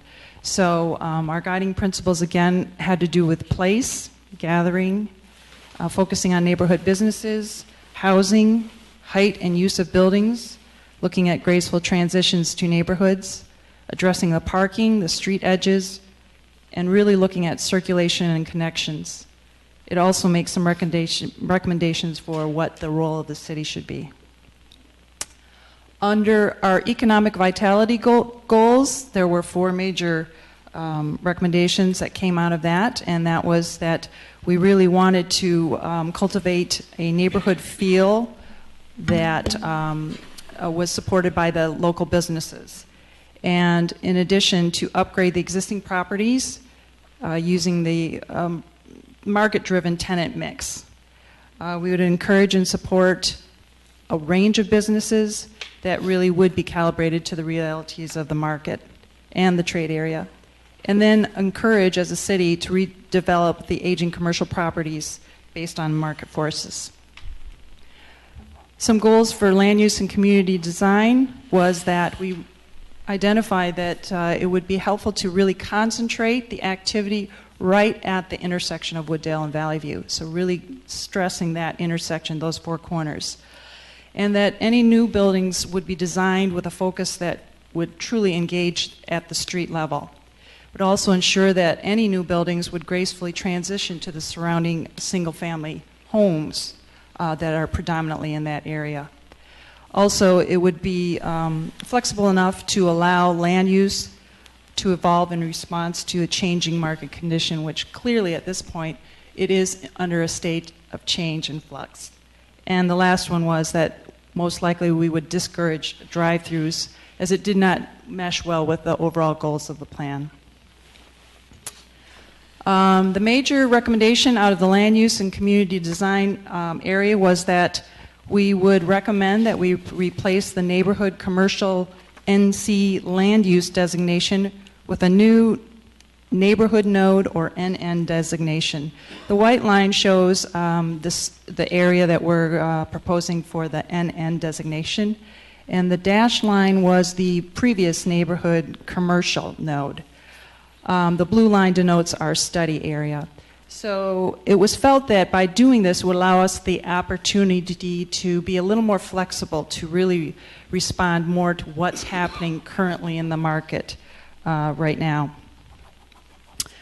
The neighborhood node is designed to, in general, accommodate small to moderate scale commercial, residential, mixed-use buildings which serve primarily the adjacent neighborhoods. And I think that's probably one of the key differentiators between the current neighborhood commercial designation. So it's really relying very much on what's surrounding it to support those businesses.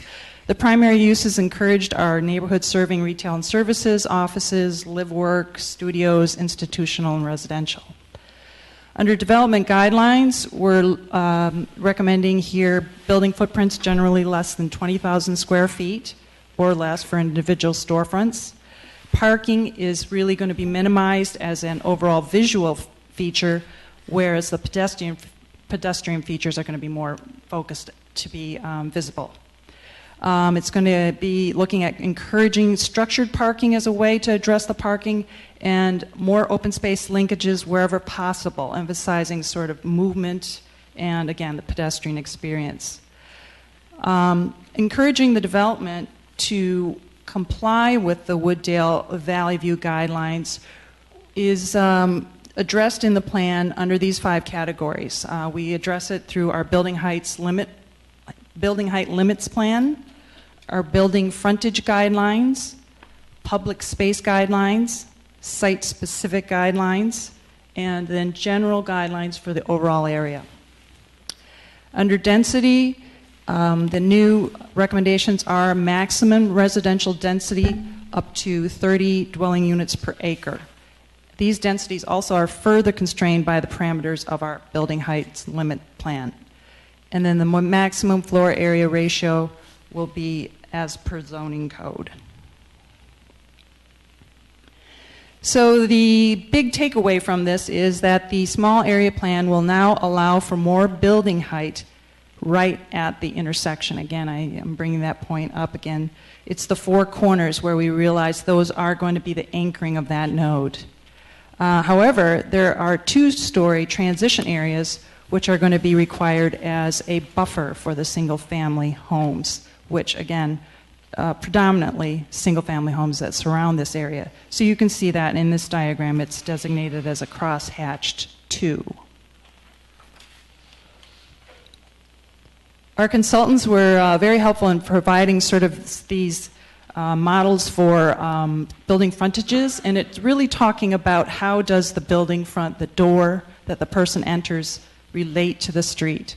These guidelines are referred to within the document itself, and it really is stressing that any future development, any new proposals that come before us should hopefully address and fall into the recommended categories for frontage guidelines.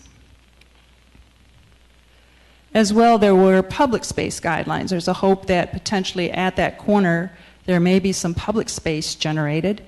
And the idea there is to introduce smaller or larger landscaped open areas that could be created in conjunction of combining parcels or looking at the corner node. This gives more of a sense of community, allows more multi-purpose functions.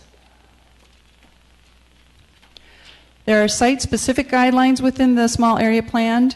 On this diagram, we're showing the 4 A, B, C, D major guidelines that we spelled out individually. So corner properties at Wooddale and Valley View in that A area.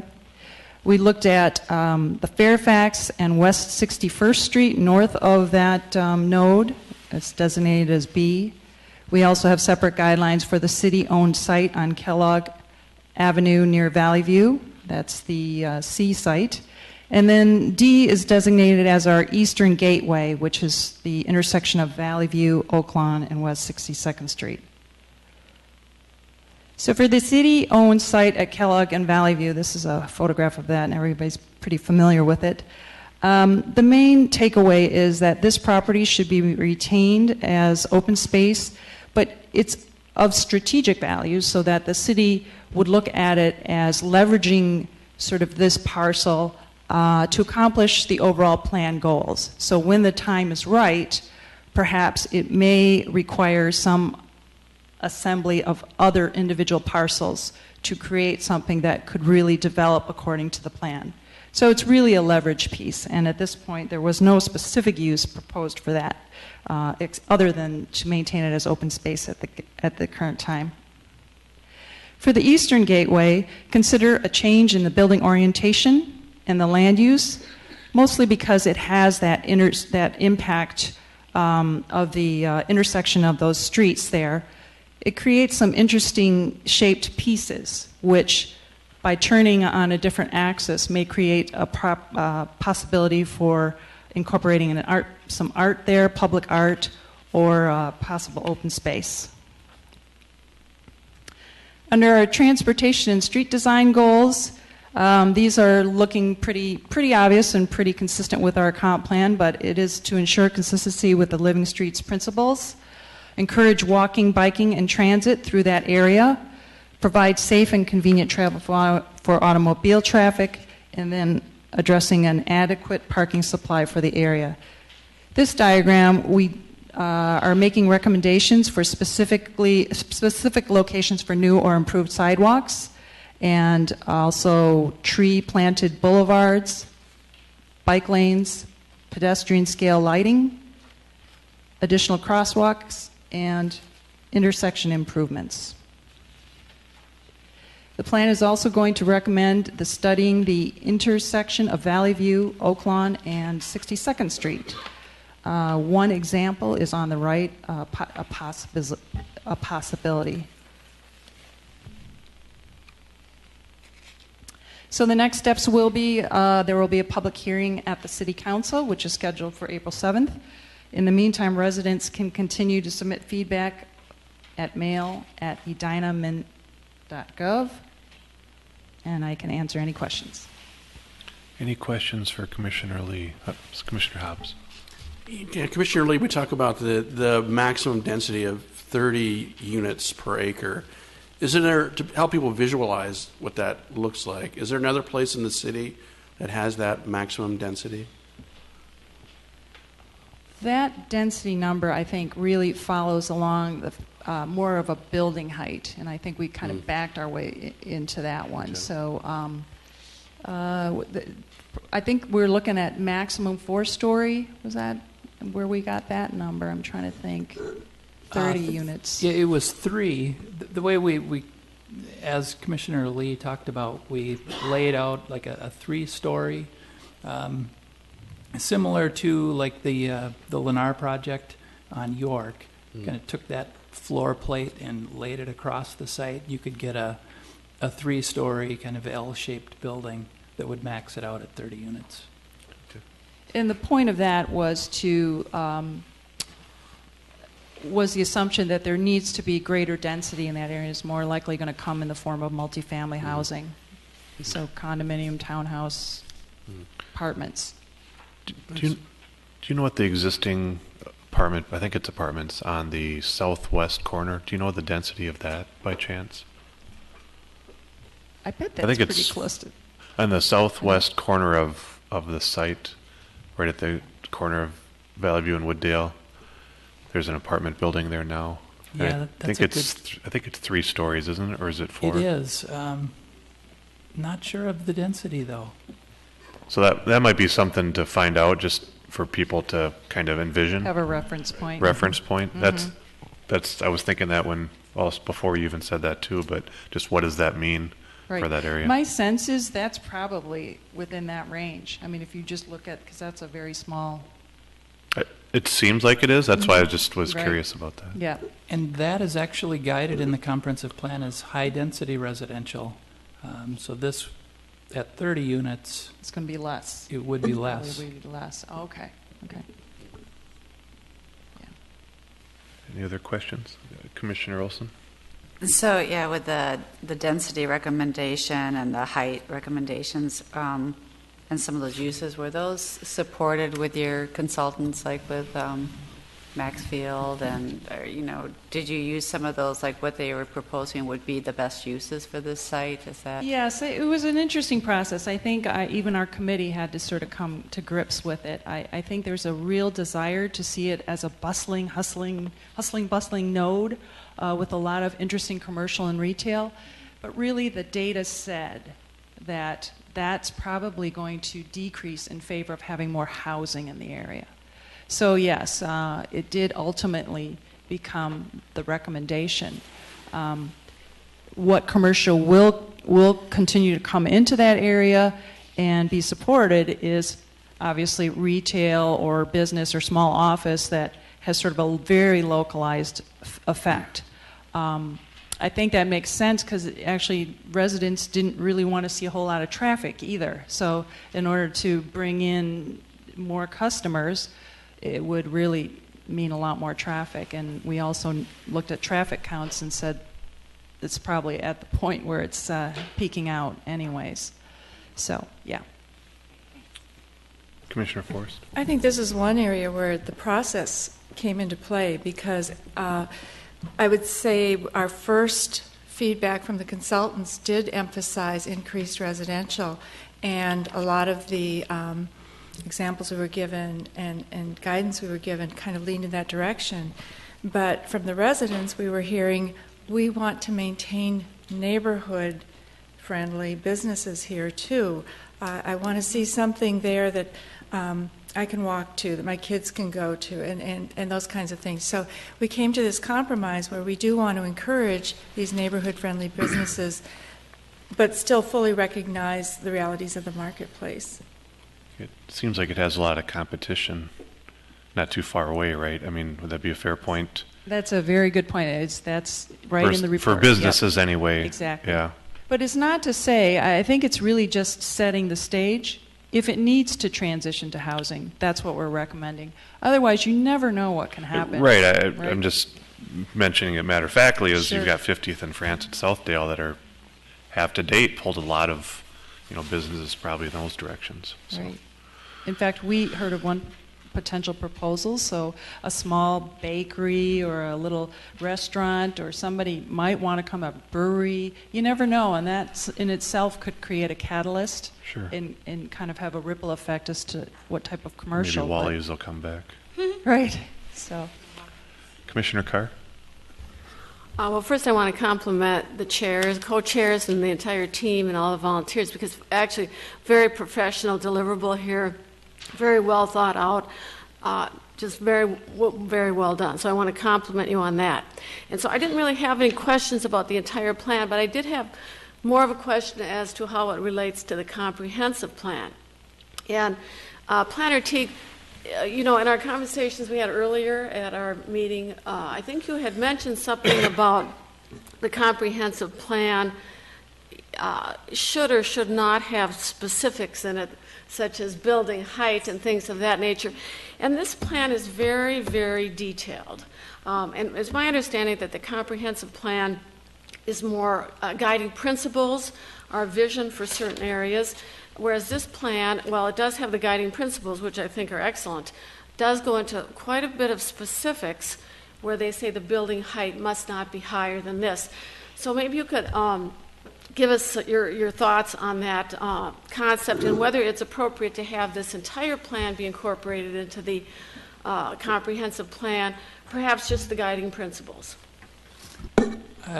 Excellent questions. Thank you, Commissioner Carr. I do think it's appropriate to incorporate the entire document into the comprehensive plan. And we did have a little discussion about whether heights should be in the comprehensive plan.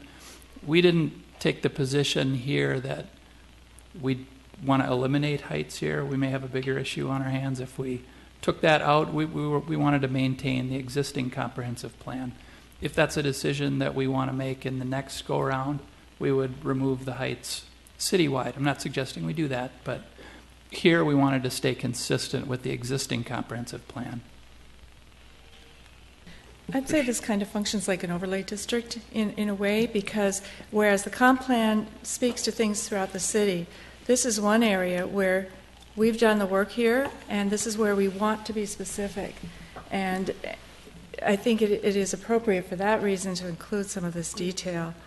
But I think it's really important to have those guiding policies, like you said, because then if something's coming up and it's kind of on the fence, we've got something to work with in our decision-making process. I think a little bit that they have looked kind of more block by block here than maybe some other areas have been looked at. So I've come out a couple times. I'm not in a big favor of having the heights in there, either stories or heights or something, not necessarily both. But maybe in this case it is a little bit different because of the care, I guess, of the study that have went in each individual zone here. Let me give you an example. If we include this in the comprehensive plan, because I know we've had many instances where we've had to make amendments to the comprehensive plan, and I don't want to have these coming back to us when it's not necessary. But for example, I'm looking on page 35, which is chapter 4, and it's talking about, it's got the diagram with 4-story, 3-story, 2-story, and basically it says 2-story limit up to 2 stories, not to exceed 24 feet. So how would that work if someone came to us for a development within this section 2, which is in green, and they wanted to build something that was exceeding 24 feet? Would that mean we'd have to go back and seek an amendment to the comprehensive plan? Yes, we would. Okay. Note too, though, that we have actually increased the height limit a little bit right at that intersection, and there is, thanks to one of our team members who insisted, which is Connie, there's a comparison in there as to what it's currently, what the height limits are in the comp plan versus what we're recommending here. So a lot of this was also, though, if we're going to protect the neighborhood feel to us, and hear what the residents had to say about it, this is meant to offer some of that protection, so it should take some very careful consideration should anything else be done. Commissioner Nimmer. Thank you very much. This was a great plan. I had a question based on an experience I had last week in a different city, and I want to kind of get back to the economic and neighborhood development aspects. So I was in a different city, place I've been before, and there's this old strip mall about 8 blocks away from a very successful retail area in an older part of town. And a few years ago, the strip mall was repurposed into a, I'd say like a very funky D'Amico and Sons type restaurant. And they have takeout food. They even have a little gift shop. And I think they built in across the street an old gas station a nice sit-down restaurant, all by the same owners.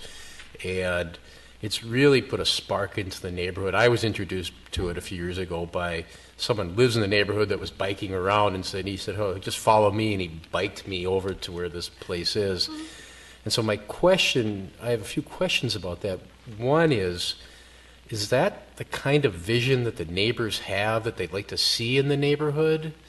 And if it is, upon the conclusion of this plan, will there be any activity or will there be any action to try to obtain that kind of vision?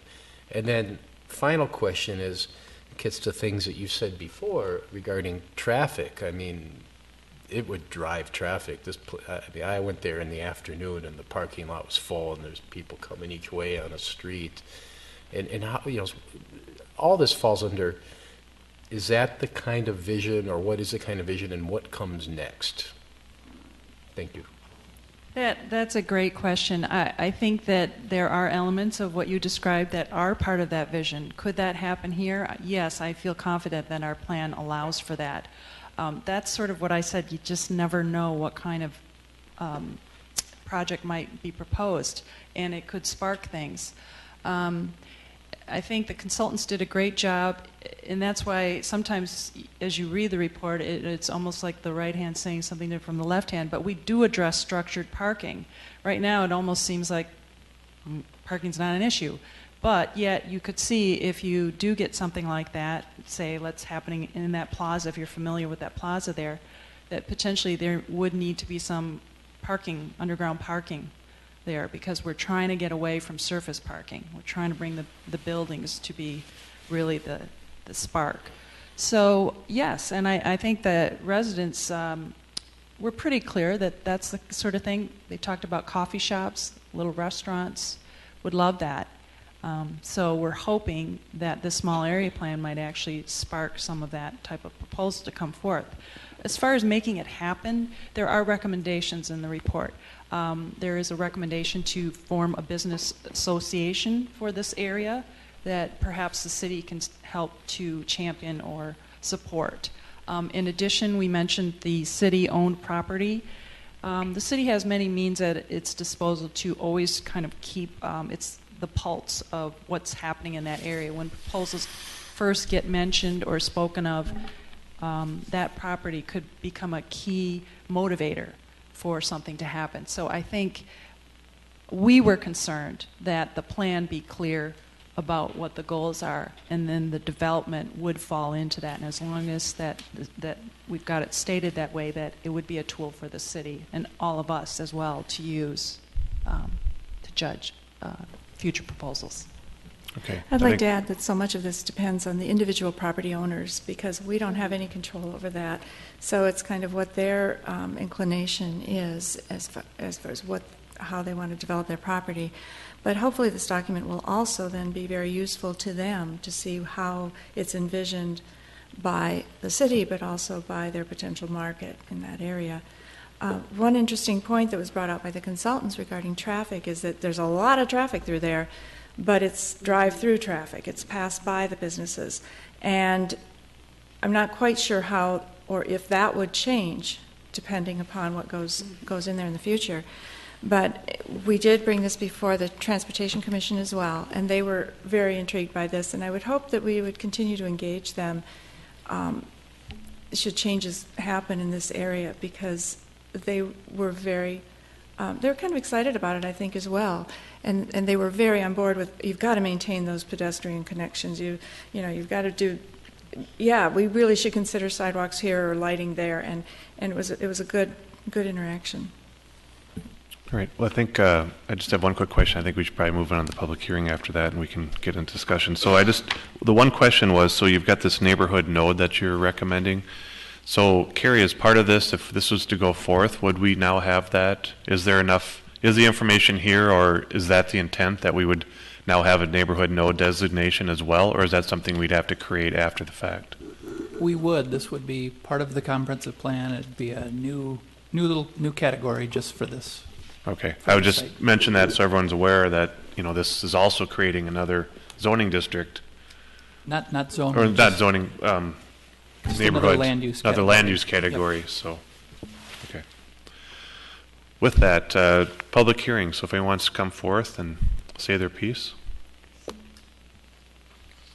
You're not all rushing forward. Okay, well, seeing none, I'd take a motion to close the public hearing. I'll move to close the hearing. Second? Second. All those in favor say aye. Aye. It's closed. Public hearing is now closed. I'll take this back up to the commission if there's any additional comments. I know we went through quite a bit. Commissioner Carr? I just have a question. And Planner Teague, the question is for you. What is the process step if we recommend it at the Planning Commission level? Does it go to the City Council? Does it need to go to the Metropolitan Council or not? It does. Okay. So the next step would be to the City Council on April 7th, and then we would submit to the Metropolitan Council for a comprehensive plan amendment. If they accept it, it then comes back to the City Council, and that's when it formally is adopted into the comprehensive plan. Thank you. Any further comments?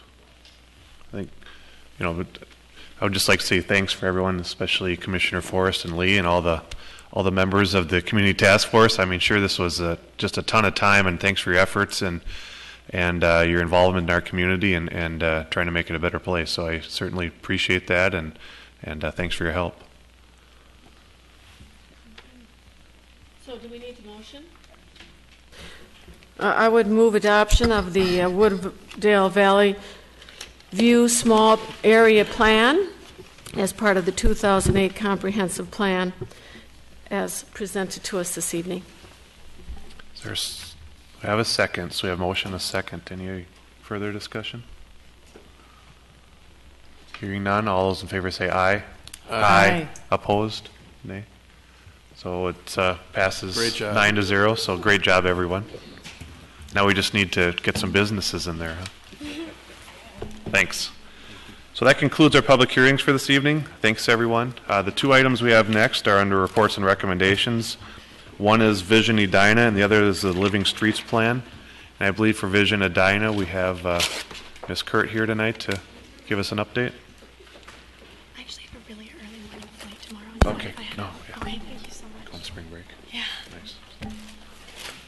So just as we're getting started on this, Vision Edina, just a little background for those that have listening. This would actually started back September. There was a lot of community meetings to kind of framework this up. We had a consultant to help out on this, and for the last 6 months or so, it's been through a lot of different iterations and more study, and now we're coming up with at least a draft plan that will be presented tonight.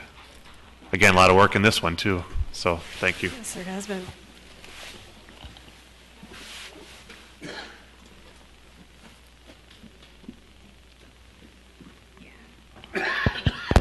There we go.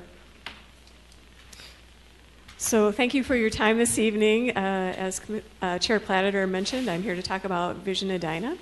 And just to give a little background for those that might be new to this process, Vision Edina was a broad-based community visioning process. It's really long-term in nature. We're looking out a couple of decades, 20-plus years. And we really view this as being the foundational work for our comprehensive plan, which will be starting here probably in the next year or so. Sounds like you've already started it to some extent. As well as our capital improvement planning process.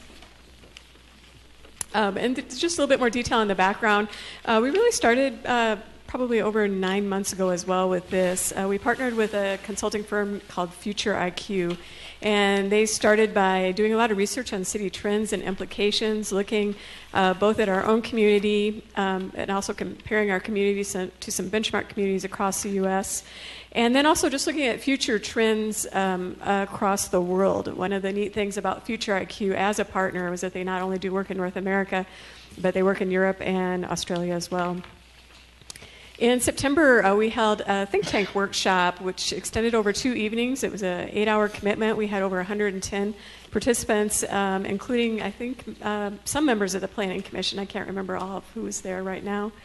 And during that think tank workshop, we really looked at what the future drivers were for success for our city, and then developed 4 plausible future scenarios. From there, we went out to the community and for 3 months tested those scenarios, held over 37 meetings, obtained almost 600 Vision Edina surveys, and then now we're kind of back with the draft vision document that was the result of all of that work for community review and approval. And I just want to point out that one of the great things about this project, I think, has been the extensive documentation. And so we have a lot of great reports on our website so that people can really follow every step of the process. As I mentioned earlier, in terms of the scenario planning process itself, it really focused around initially the identification of drivers. And so when this think tank workshop participants were gathered together, they identified the drivers, but then they really looked at them both in terms of uncertainty and importance. So if you look at this graph, you can see this is public safety right here where my arrow is pointing. Public safety was viewed as being important, but not terribly uncertain. People had a fair degree of confidence about our public safety future when they looked out into the extended time frame. On the other hand, if you look at this one right here, which is housing availability and affordability, that was an item where people felt that it was both important and yet highly uncertain. People were unsure about our direction and how that was going to play out for the future. And so in terms of the scenario planning process, we really focused on those areas where the community had identified, or the think tank participants had identified, the item as being both highly important and fairly uncertain. And so then this shows the 4 plausible scenario diagram. And it's shaped around 2 axes. The horizontal axis has to do with balancing redevelopment. And you can see a description on one end and then an alternative description on the other end of what that future could look like. Neither is bad, they're just different. And then similarly, on the vertical axis is community fabric and character. And again, you see 2 different descriptions on either end about how that could play out. And so then the think tank participants had to pick combinations of these potential directions. So combining this direction and this direction became the nodes and modes scenario. And again, there's very detailed descriptions from the workshop on the website. Then we had complete and connected, Edina Today extended, and reinventing tradition. So I want to spend just a minute or two and talk about some of our key survey results. One of the areas that we asked a question about on the survey had to do with residential development mix. And you can see on one end of this scale, 1 was retain the strong single-family home focus. On the other end of the scale, it was much more mixed use and diverse residential options. And then the bar graph actually indicates the number of responses for each number. And you can see here a wide range of responses from the community, which I think tells us a lot about the types of conversations that we're having right now, with perhaps a little bit of a skew towards the single-family home focus. On transportation options, we had a much stronger pattern that emerged. On one end of this scale, we had maintained reliance on existing good quality road and vehicle transportation systems. On the other end, more local transportation options, including sidewalks, bike lanes, and mass transit. There seemed to be a strong preference in the community for that more multimodal type of system.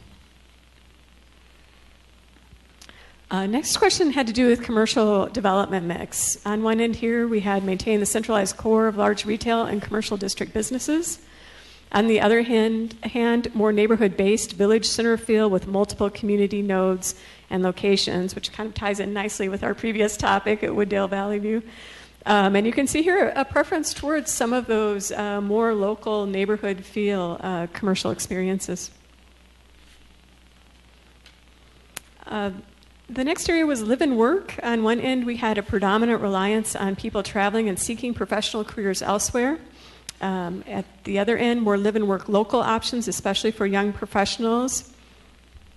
We had a pretty good mix here with the most common response being a 5, which is a more neutral response. I think meaning people didn't feel strongly one way or the other, or they wanted a little bit of everything. The next question had to do with education, and even though the city doesn't directly control education in the city, that's obviously done by the 3 school districts in our community, it inevitably comes up as a key driver for this community, and so it's important that the city partner well with those districts as well as Minnesota State University, which also has a presence in our community. And so on one end of the continuum here, we had a continuation of investment in the high-quality existing school education system. On the other end, a more future-focused educational system that strongly connects to the world with lifelong learning. And a pretty mix of responses on this one as well. In the area of population mix, on one end we had ideal for school-age families, active aging, and healthy retirement community. On the other end, more diverse mixed-age community attractive to newcomers and professionals. A pretty healthy distribution as well. Here's one where we saw a stronger pattern, environmental stewardship. So on one end, we had maintaining the high-quality but very traditional infrastructure and services. On the other end, more environmentally friendly practices of living and technologically driven services, and a large preference or skewing towards that more environmentally friendly dimension. So in terms of just the general consensus point for the 4 plausible scenarios, when we asked the question, if we were to not change anything, which of these scenarios would you think would be most likely where the community would end up? Most people said if nothing else changed, they saw us as being Edina today extended. Then when we asked the question, where do you think the community should be in the future? And the consensus point for there you can see is this X, which is very close to the center of all scenarios, but slightly to the right. And given that most people view us as being somewhere in this quadrant today, it's probably also slightly upward as well. And so when the consultants describe the results, I'm going to try and paraphrase for you. I'm a poor substitute for David. He's got this brilliant Australian accent, and everything just sounds 10% better and smarter. But if I were to paraphrase, I think that what they said was that there is an appetite for some change, but people are cautious about that change because they view the community as being successful, and they want to make sure that they don't, in pursuing this change, they don't somehow damage the things that have made it so successful in the past. And so I'm just going to quickly go out to our website, if I can, to show you where you can see some of this data.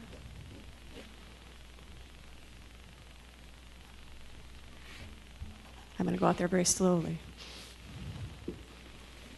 So this is the Vision Edina page on the city's website. It's easy to find if you just go to www.edinamn.gov/Vision Edina. It'll take you right to this page.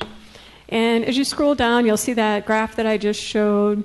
But you'll also see this neat little button about data visualization. And if you click on that, you can actually look at all of the questions that I just reviewed, and you can sort the data yourself. You can sort it by age, you can sort it by gender, quadrant of the city that the person lived in, or tenure in their time that they've lived in the city.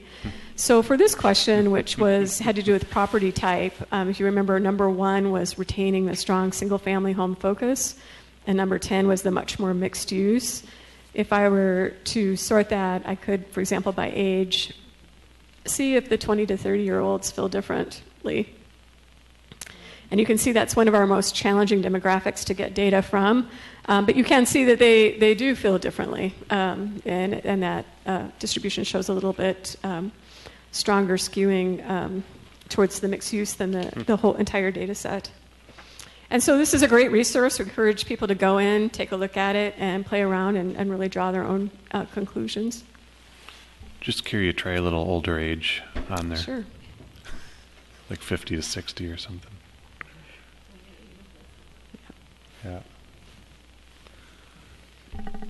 And then try a tenure in the city too. What would you like to see? 30 to 40 years or 20 to 30. Do you want me to take the age filter off?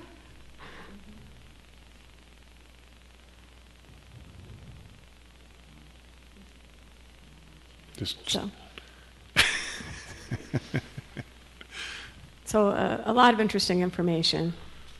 How many surveys were there collected? 591. And did they do like a percentage, or was that like a good, Demographic match? We did do some comparisons. There were enough surveys that it was statistically significant to the 95% level. In terms of, we only collected age and gender demographically.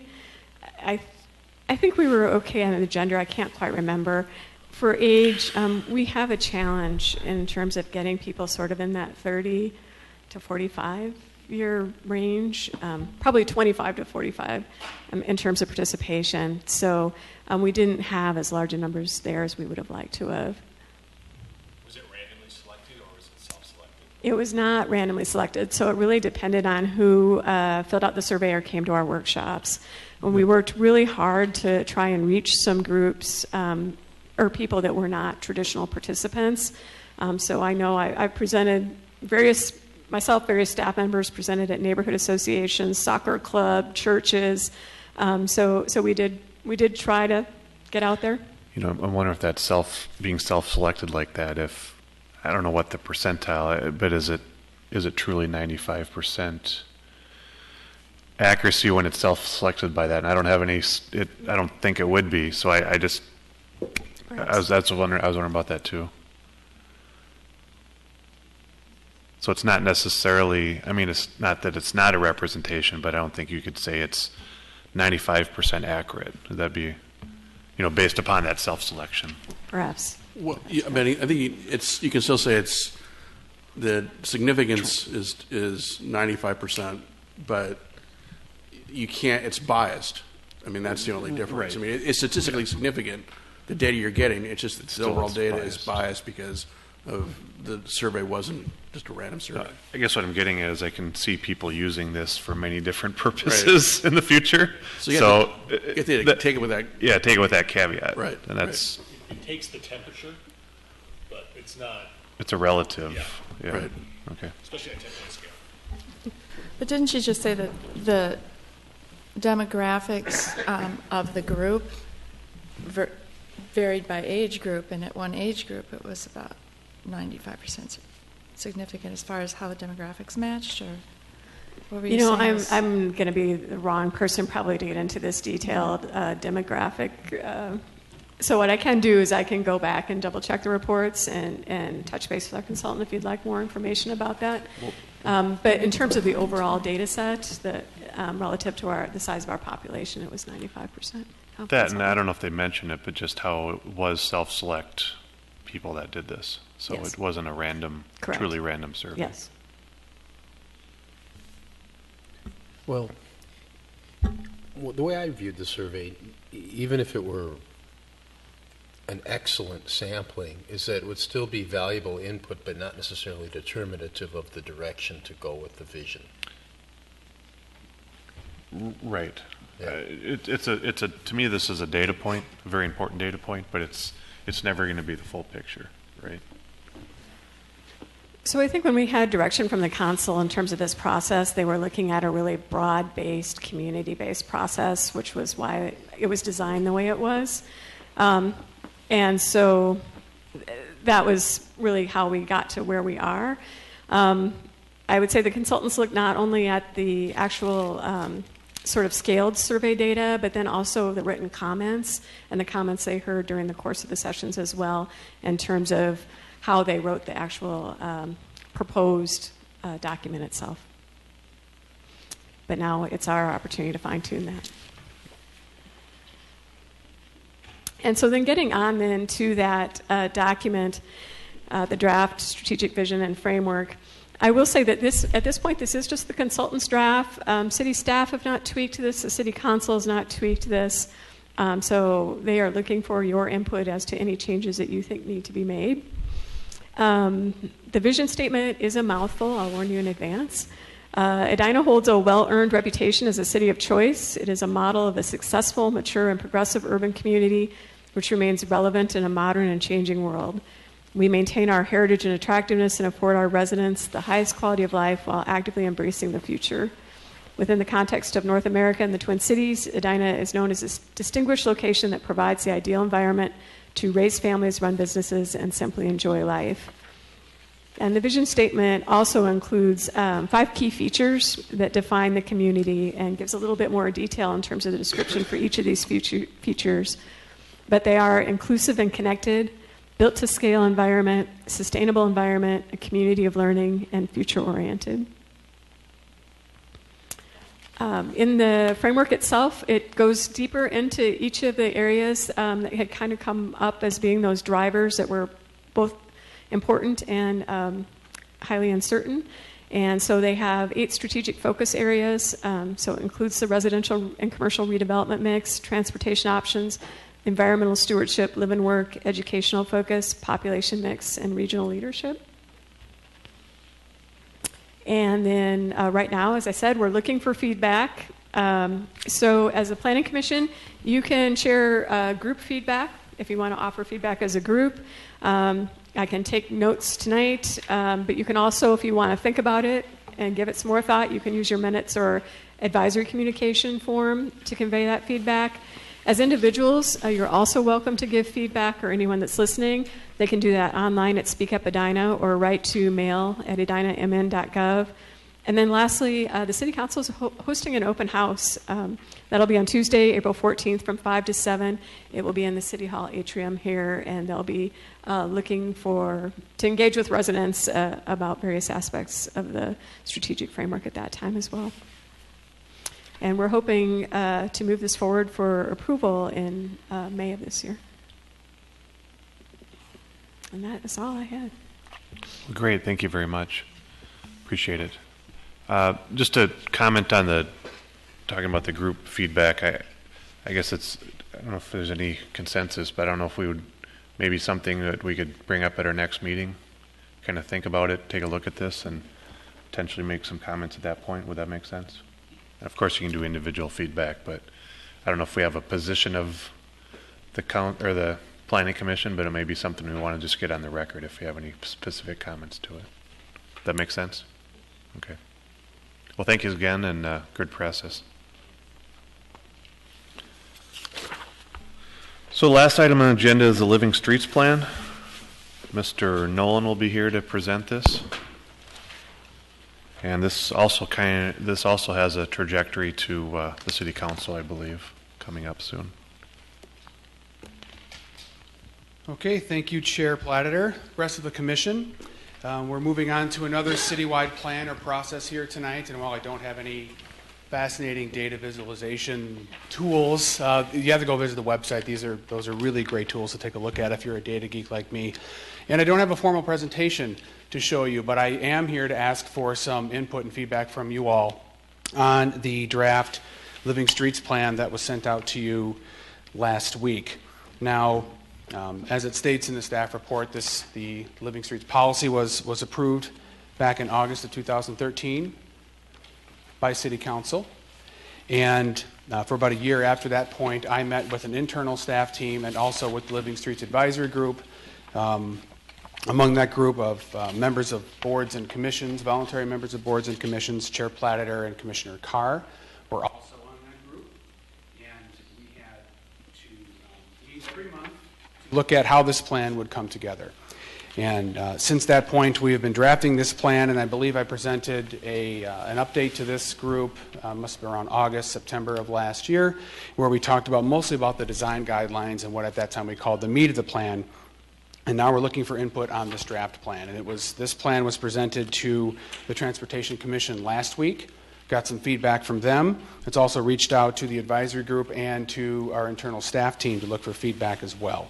And the plan now is, after we incorporate the input from our boards and commissions, to reformat the plan, take that input, incorporate it into the plan, and then put it out for public comment in the early part of April. And we plan to use the Speak Up Edina site for that as well, to solicit public comment and incorporate that comment into the plan, and then get it to City Council for their review initially. And in the staff report, it states the 21st of April was the time we hope to get that public hearing and approval by council.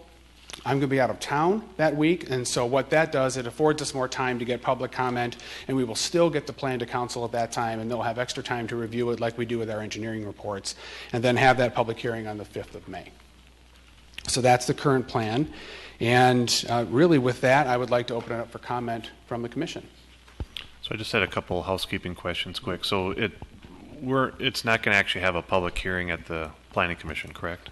That's right. Just Okay. just at the council level. And when this gets adopted, what is it standing with the city?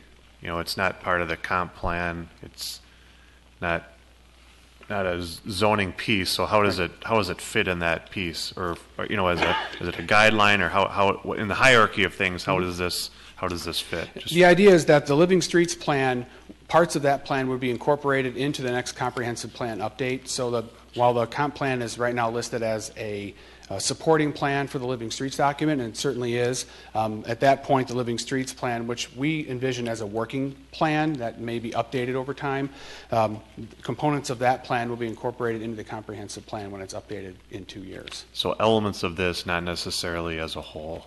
Correct. That's how we currently envision it. Is there a point of view on what pieces go into the comprehensive plan, or have we gotten to that point yet? We haven't gotten to that point, and we're certainly open to suggestions regarding that. Okay. Well, with that, I'll, any comments we can. Commissioner Carr? Just one comment, and it's for both you, Mark, as well as Planner Teague. In a number of the developments that we've had come before us, we've had issues about, what should be the width of the boulevard, where should the sidewalk go, and I'm wondering if, in the future, we could make it as a requirement that we get some feedback on whether or not the site plans presented to us are consistent with this Living Streets plan. And either one of you can address that. Yeah, I see we did that with the Blakewood subdivision that keeps getting delayed. We brought elements of what the plan said and made a recommendation based on the Living Streets plan. Would one possible solution be, right now we get a report from engineers, oftentimes city engineers, on drainage issues. We also get a transportation report. On large projects, would it be appropriate to get a report on the consistency of the proposed site plan with the Living Streets plan? I think that's a good idea. It could be a combination of, it could be a separate engineering memo. Yeah, Certainly. okay. They'll take half our questions away, though. Well, because we always have so many questions and we don't know even, are the sidewalks the right width? Are the boulevard the right size? Is this a good traffic flow? Are there trees going to be placed in the boulevard? And a lot of these issues are addressed in this plan. Thank you. Mm-hmm. It's a good suggestion. Commissioner Nemiroff. So I had two questions. One falls on, I believe, somewhat Commissioner Carr's comments. And that, my first question is, how will this be publicized? I actually think this is an excellent plan that provides a lot of clarity. So I'm just my first question is, how will this be publicized? Let people know of these requirements, because I think that will help some of these issues that come up. Well, the plan itself will be available publicly through the website, and I would maybe defer to Director Teague regarding how that would work into the process of when the developer comes and how we would reference a developer to this particular plan. Cool. You have a checklist, right, for things? Mm-hmm. I mean, does it just go on that checklist at that point and be We another do, piece? yeah, certainly it would be another addition when we make that initial meeting with the developer. We're seeing sketch plans with most things, so this would be another sketch plan item for discussion. Obviously, Yeah, we benefit the whole process if the developer is made aware of this plan. Yeah, started and its early. contents prior to our review and coming back to the developer with the request to comply with what this plan Yeah, is. ideally they'd implement for the most part from the beginning, so there wouldn't save everyone some work on that. And I was also thinking, is there going to be kind of a general proactive communication to the public about the high-level contents of the Living Streets plan? Well, beyond the outreach that we've done thus far, we haven't gotten there yet with our communications department, but that is typically something that we would discuss with them in terms of what types of outreach we would do after a plan is adopted. So that's a good suggestion that we should.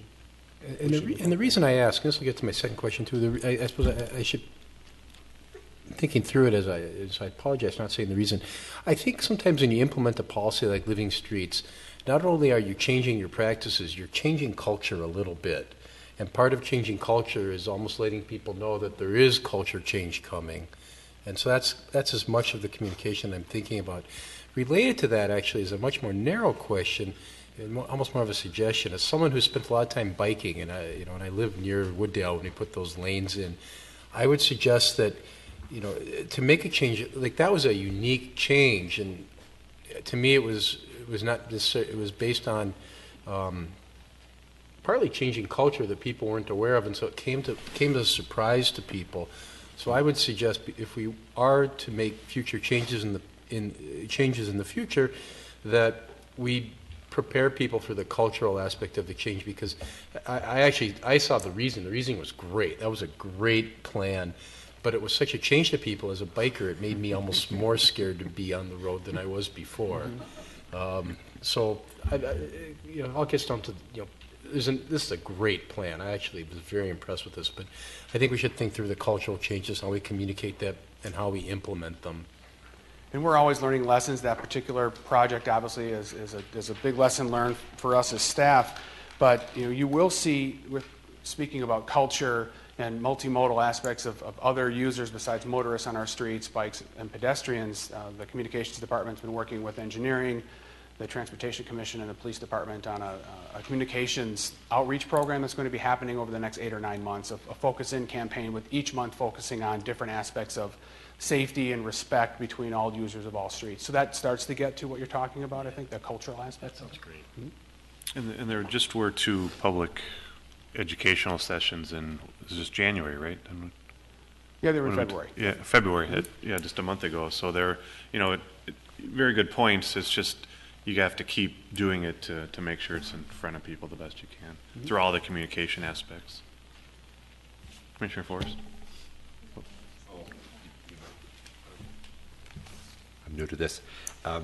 Mr. Nolan, I'm new to the commission here. I'm aware of the street improvements on 70th Street, primarily from Highway 100 to, say, France Avenue.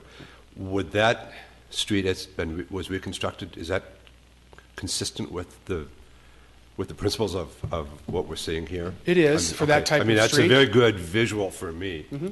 For that, we often do use that as a visual for Living Streets elements, and for that type of street as a collector street, that is a very good example of what we're looking at to do with this plan. Obviously, that template wouldn't be applied to every street in the city, but for that particular street, it is, yes. Thank you. Mm-hmm. Commissioner Forrest? Yeah, my question has to do with fluidity. Probably at least 5 years ago, I went to this Alliance for Sustainability conference, and there was a breakout session on complete streets, which is a precursor, I think, to the whole Living Streets idea. And the takeaway that I got from that is there are all these different approaches you can take, but you don't have to take them all. You don't have to use them all. These are like a toolbox, and that depending upon the location, and you refer to context. I was looking at the intro to Chapter 6 here on design guidelines, and it does say built one project at a time, and each is defined by its role and its context. But I think I saw next door there were some comments that were people were very frightened of this whole thing. Oh, look what they're going to do in our city. And the assumption seemed to be that we were going to take these diagrams that show all the cross-section diagrams that show street width and sidewalks and boulevards and everything.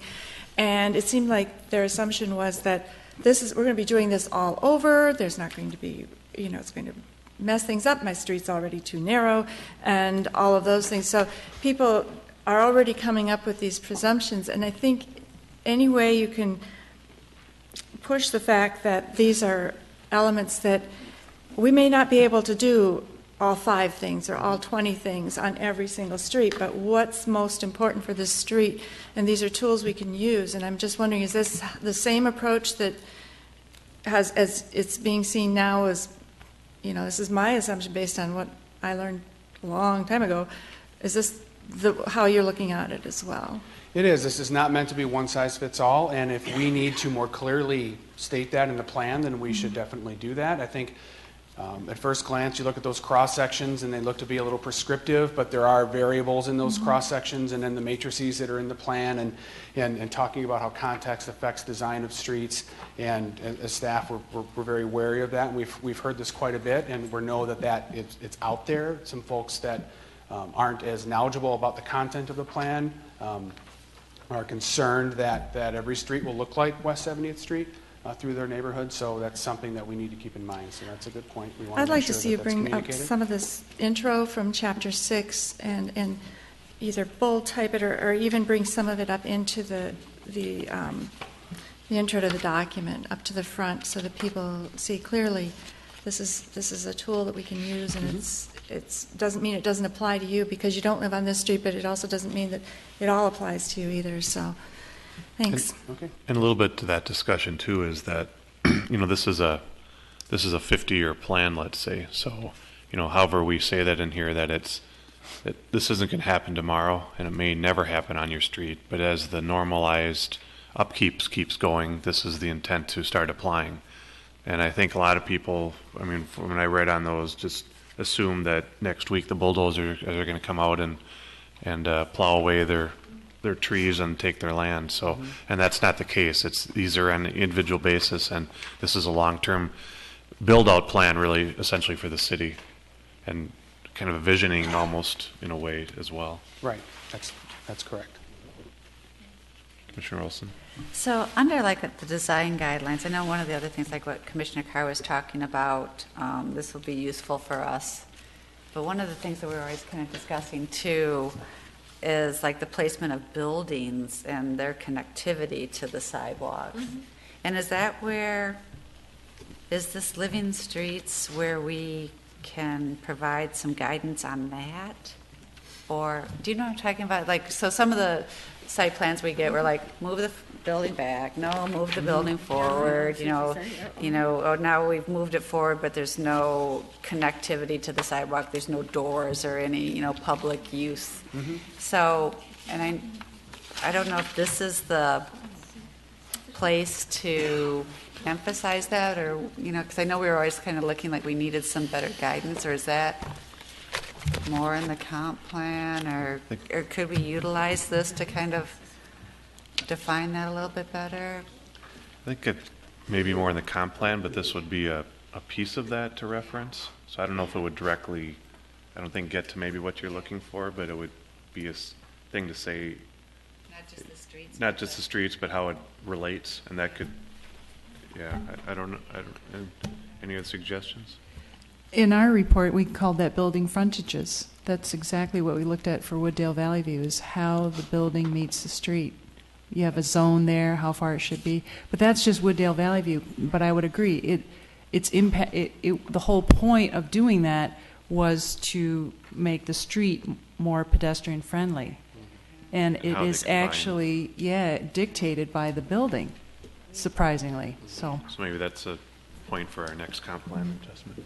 Even though this doesn't maybe direct, apply, as Commissioner Carr said, to movement of traffic, but I think it would be nice to have mention of that as far as the pedestrian experience and building frontages, and also parking and how that relates, because a lot of the reason buildings are pushed back is in order to get a parking lot, so you end up with an island in a sea of pavement.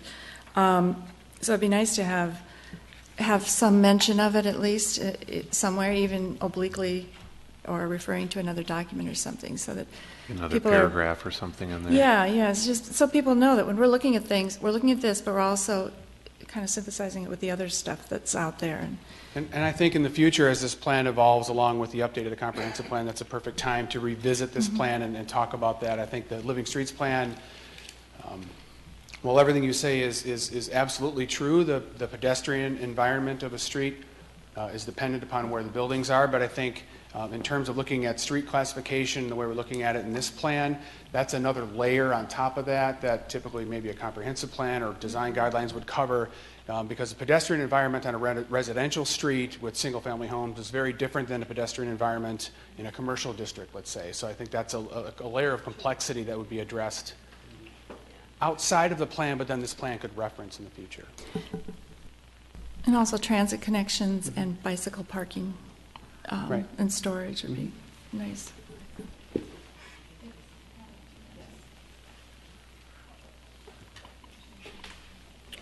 Anything else? It looks like some good feedback. All right. Well, thanks again. All right. Thank you all. And you know, if anything else comes up, certainly, you know, as you mentioned before, you can send input to it, and It's the just city as said we told the sometimes Transportation Commission and what Karen Kirk just stated. Send any comments you have directly to me, and I'd be happy to. And that doesn't end tonight. It's this process. We're looking for input, you know, for the coming weeks, the coming month, and so anything that comes up, please send those comments directly to me. Great. Thanks, All right. Mark. All right. Thank you. So that concludes our reports and recommendations. Next up is correspondence and petitions. We have the council update and attendance in your package. And Jackie, I just had a comment. Do Nancy and Michael fall off our attendance sheet? Yeah, one day. Okay. But not this year. Oh, so they'd be on the full year yet? Yeah. Okay. Just double checking. And zero. Gotcha. Okay. And not that it matters, but you've got me down for one meeting, 100%, I don't know. You know, so it should be 5, right? Am I doing that wrong? Joanne also. I've been here 5 meetings, not 1. Does it matter? Don't care. No, but it should be correct. Okay. Surprised the math still works there. Yeah. So, having said that, so chair and commission comments? Any comments from anyone? Southdale plan? Any comments? Kickoff meetings Kickoff meeting for the Southdale France.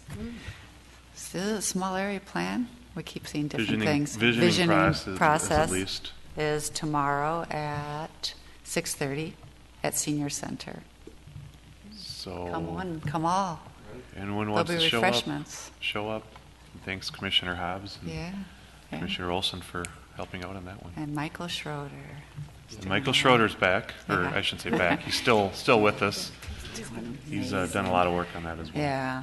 So special thanks to him. Do you have the what was it supposed to be 6 on the city side and 6 community members? Have they been selected already? Right. So they selected the other 3 at the council, and I'm not going to remember all their names. Do you remember them, Carrie?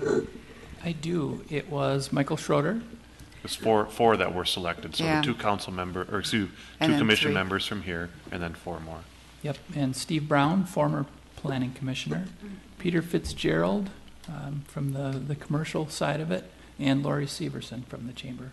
That's right, Chamber. So at that meeting, they'll be self-selecting 6 6 additional more. folks to be on the 12-person steering committee for that. Right. It will be 3 residential representatives. They'll be self-selected, and then 3 from the commercial side of it.